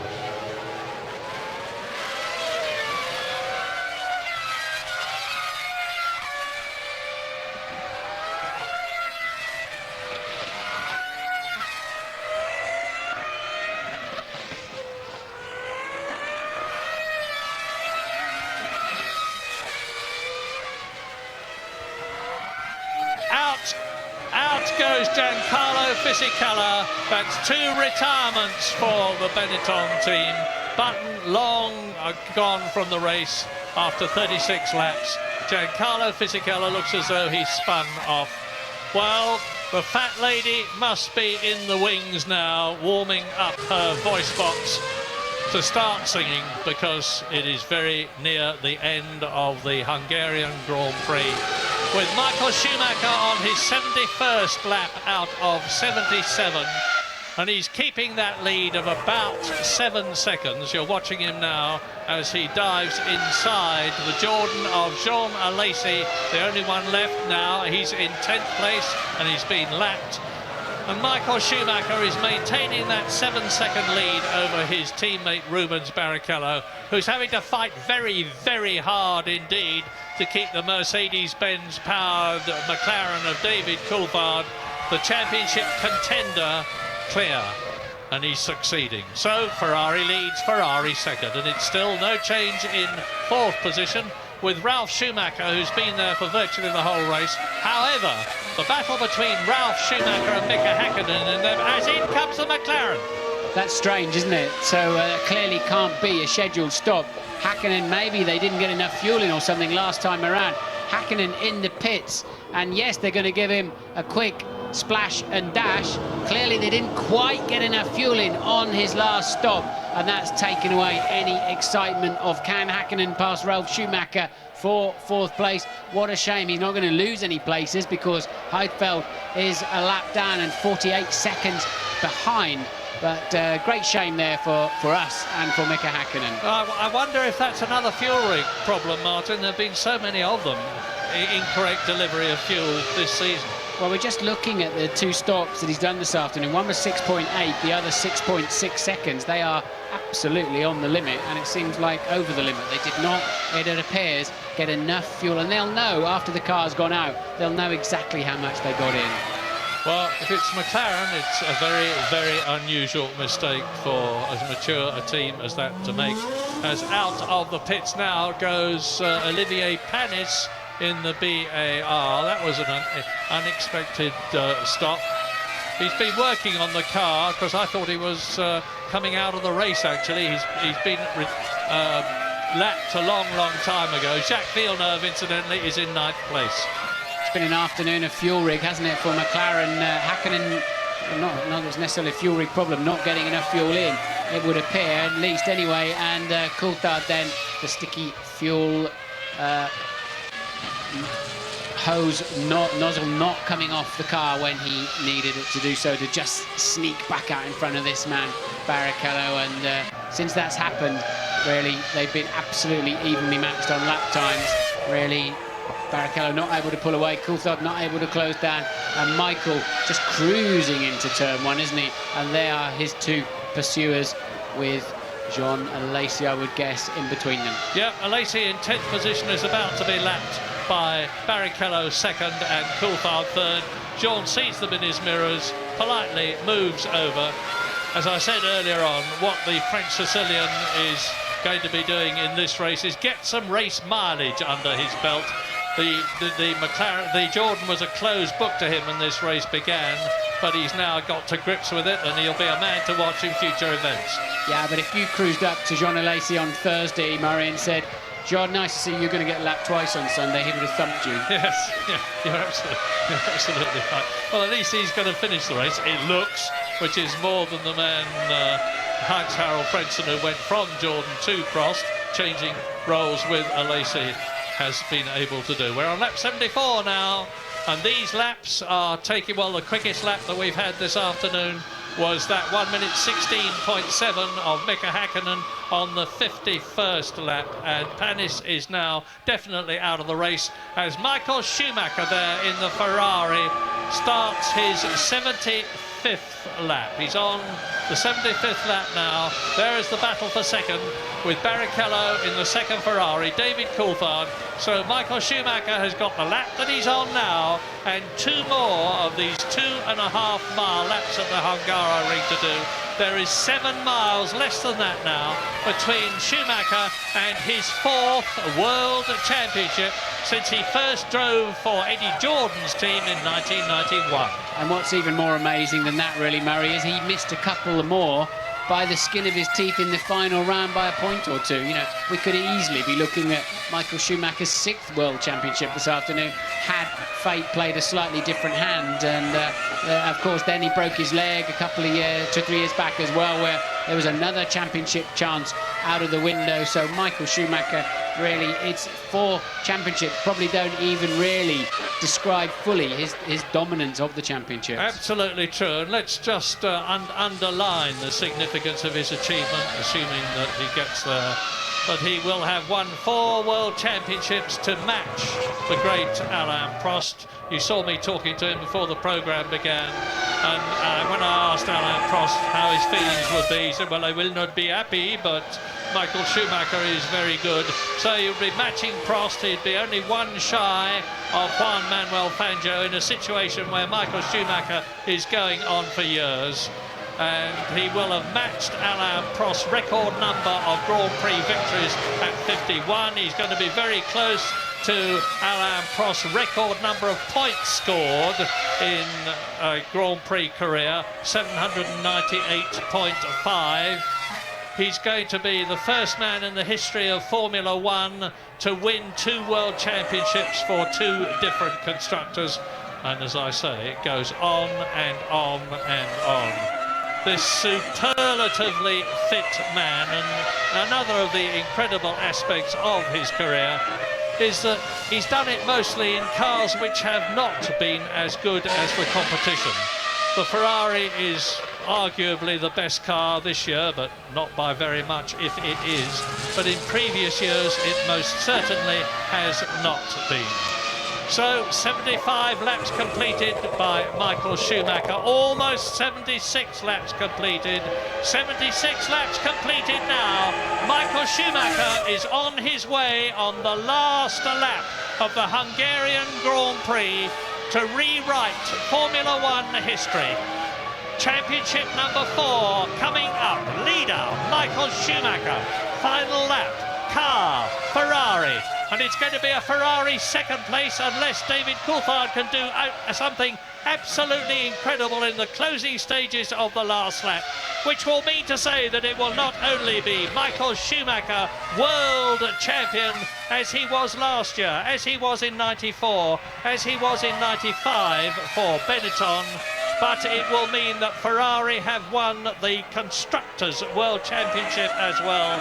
Not for the first time recently, not for the second time recently, but for the third time in succession. And Michael Schumacher comes out of turn 11 in 14 into turn 12. 13 is coming up now. It's a 14 corner lap. And Michael Schumacher goes into that last corner for the last time at the Hungarian Grand Prix. He exits the corner, he crosses the line. Michael Schumacher wins. Michael Schumacher is world champion. Barrichello is second. David Coulthard is third. And Ferrari are Constructors' World Champions. And Michael Schumacher, as ever, is absolutely euphoric. Brilliant! That's Ralf Schumacher then, still heading around towards the end of the lap. He, of course, will be fourth, confirming Häkkinen did manage to regain the track in fifth after that splash and dash. But a 1-2 for Ferrari, which nicely underlines Michael's 51st Grand Prix victory. Barrichello suitably pleased with himself, and I think so he should be this afternoon. Ralf then round the last corner. Best of a bad job this afternoon, I think. Really didn't have the car underneath him for whatever reason, but nonetheless, 3 World Championship points for Ralf Schumacher. He won't be on the podium, which will be a shame for him, to support his brother's 4th World Championship. To Häkkinen then, 5th place man.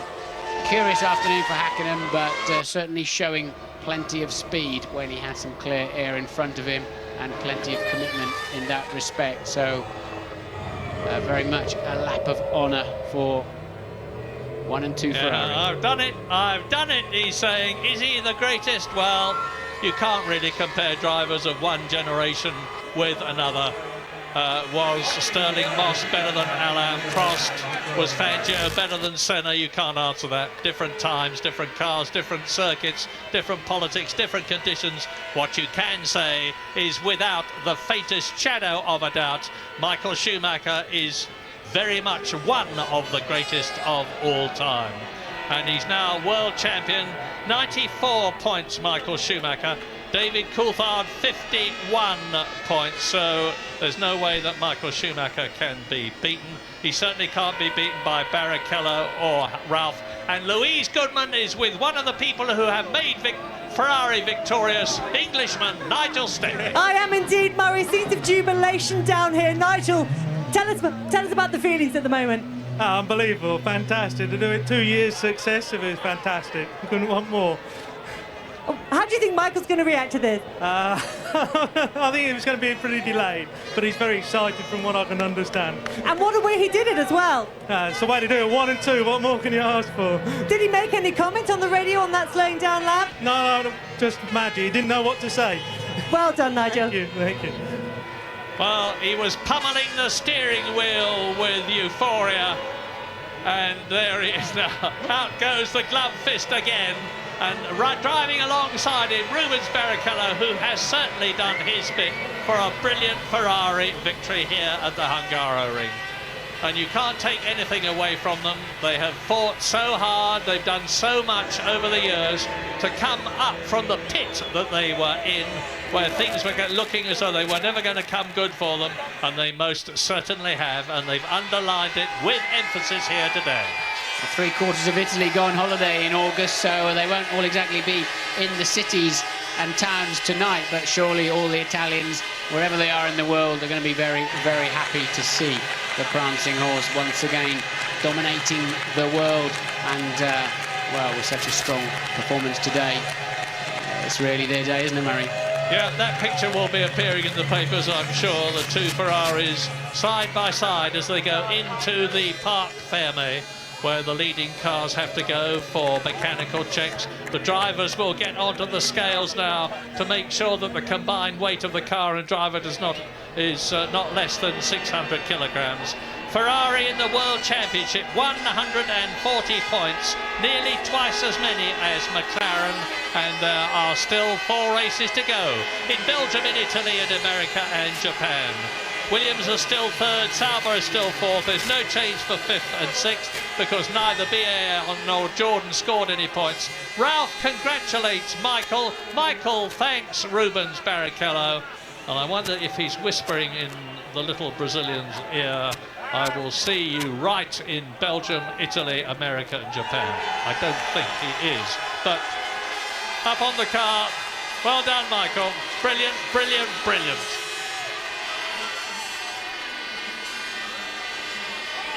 The picture speaks for itself, and Michael the first to acknowledge all that his mechanics and engineers and designers have done for him.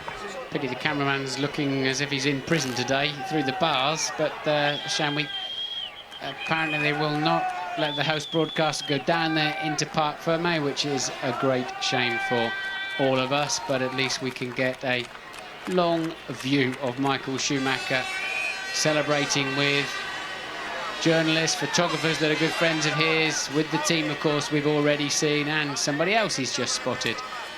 In the blue shirt, Herbie Blash, one of the FIA, the Fédération Internationale Automobile, the governing body of motorsport's top men, with his mate Charlie Whiting, both of them very well known to Mr. Bernard Charles Ecclestone.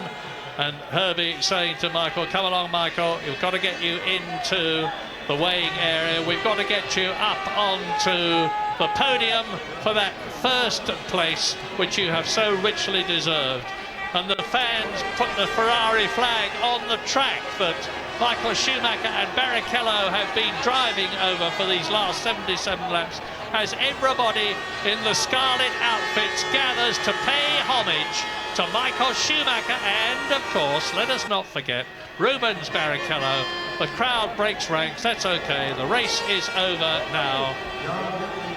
And they're entitled to come onto the track, get as close to it as they can, see their heroes up above them on the podium. It's been a massive crowd here in Hungary, close to the magnificent city of Budapest, and the air temperature here is still 31 degrees. It's been a gloriously hot, sunny afternoon to see an historic achievement.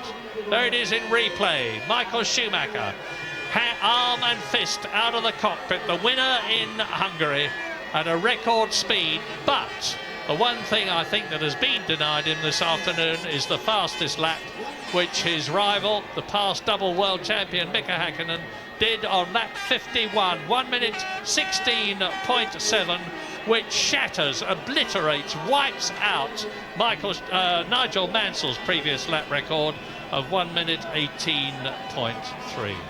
What a day.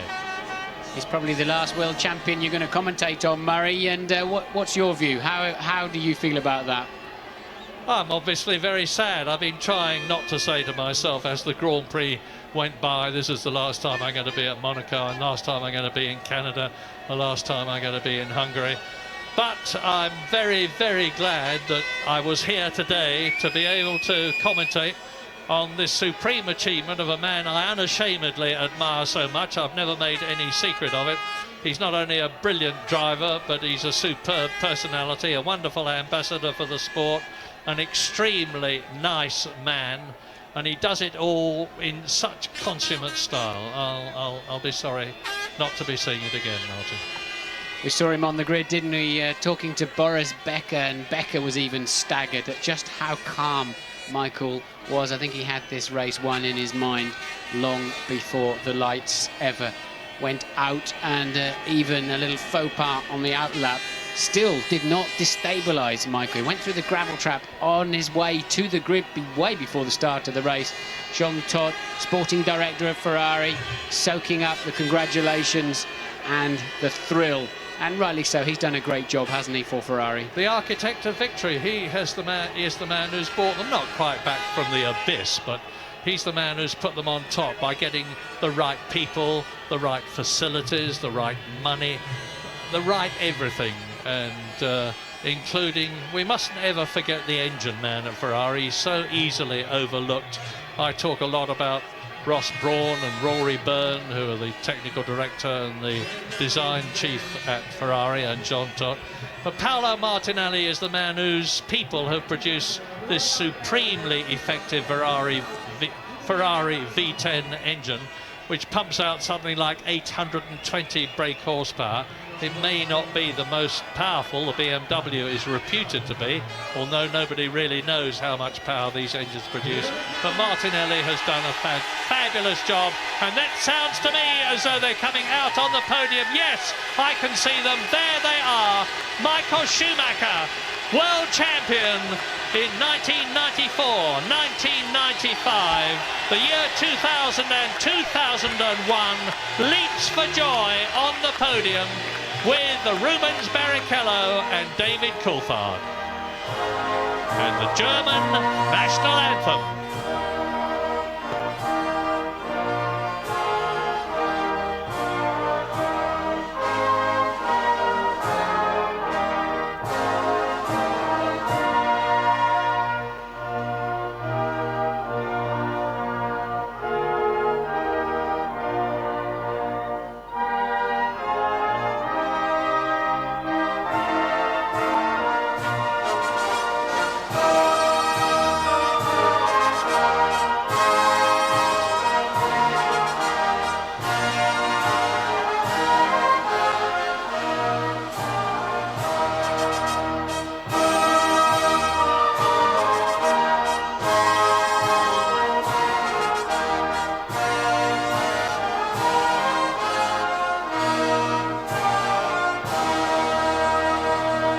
Just a hint of the tear there from Michael, savouring the moment, but Germany's Michael Schumacher could not have done it without Italy's Ferrari.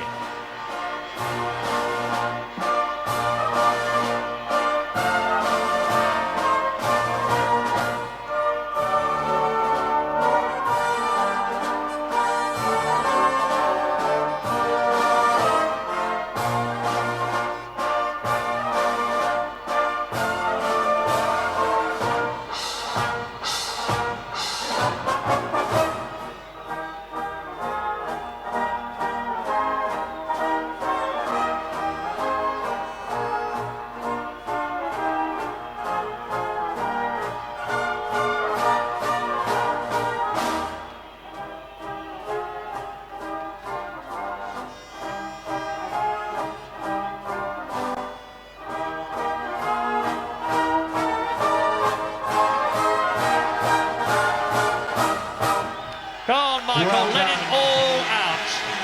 You can be as emotional as you like. You certainly deserve it.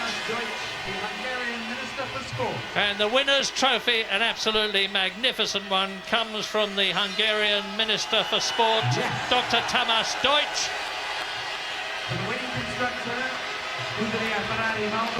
And now the trophy to the winning constructor, and Jean Todt, of course, is the man who richly deserves to accept it.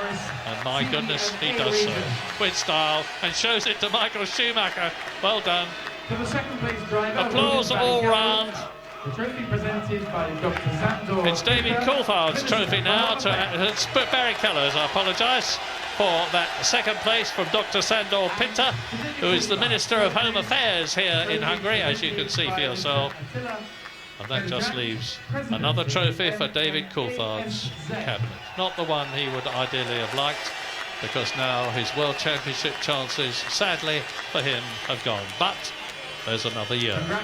He must feel a bit like a stone in the shoe up there. He's been trying all year to spoil Ferrari's party, and all day he would not give up on the chase. But at the end of the day, they did not have enough speed. But mum's the word, champagne's the game, but this is no ordinary champagne. This is for the World Championship. And John is happy to accept the full blast. They tell me, those who have been there, that the problem is that the stuff gets in your eyes with terrific velocity. So, a wonderful Hungarian Grand Prix. It's seen the 2 World Championships decided in favour of Michael Schumacher and Ferrari. A truly memorable occasion.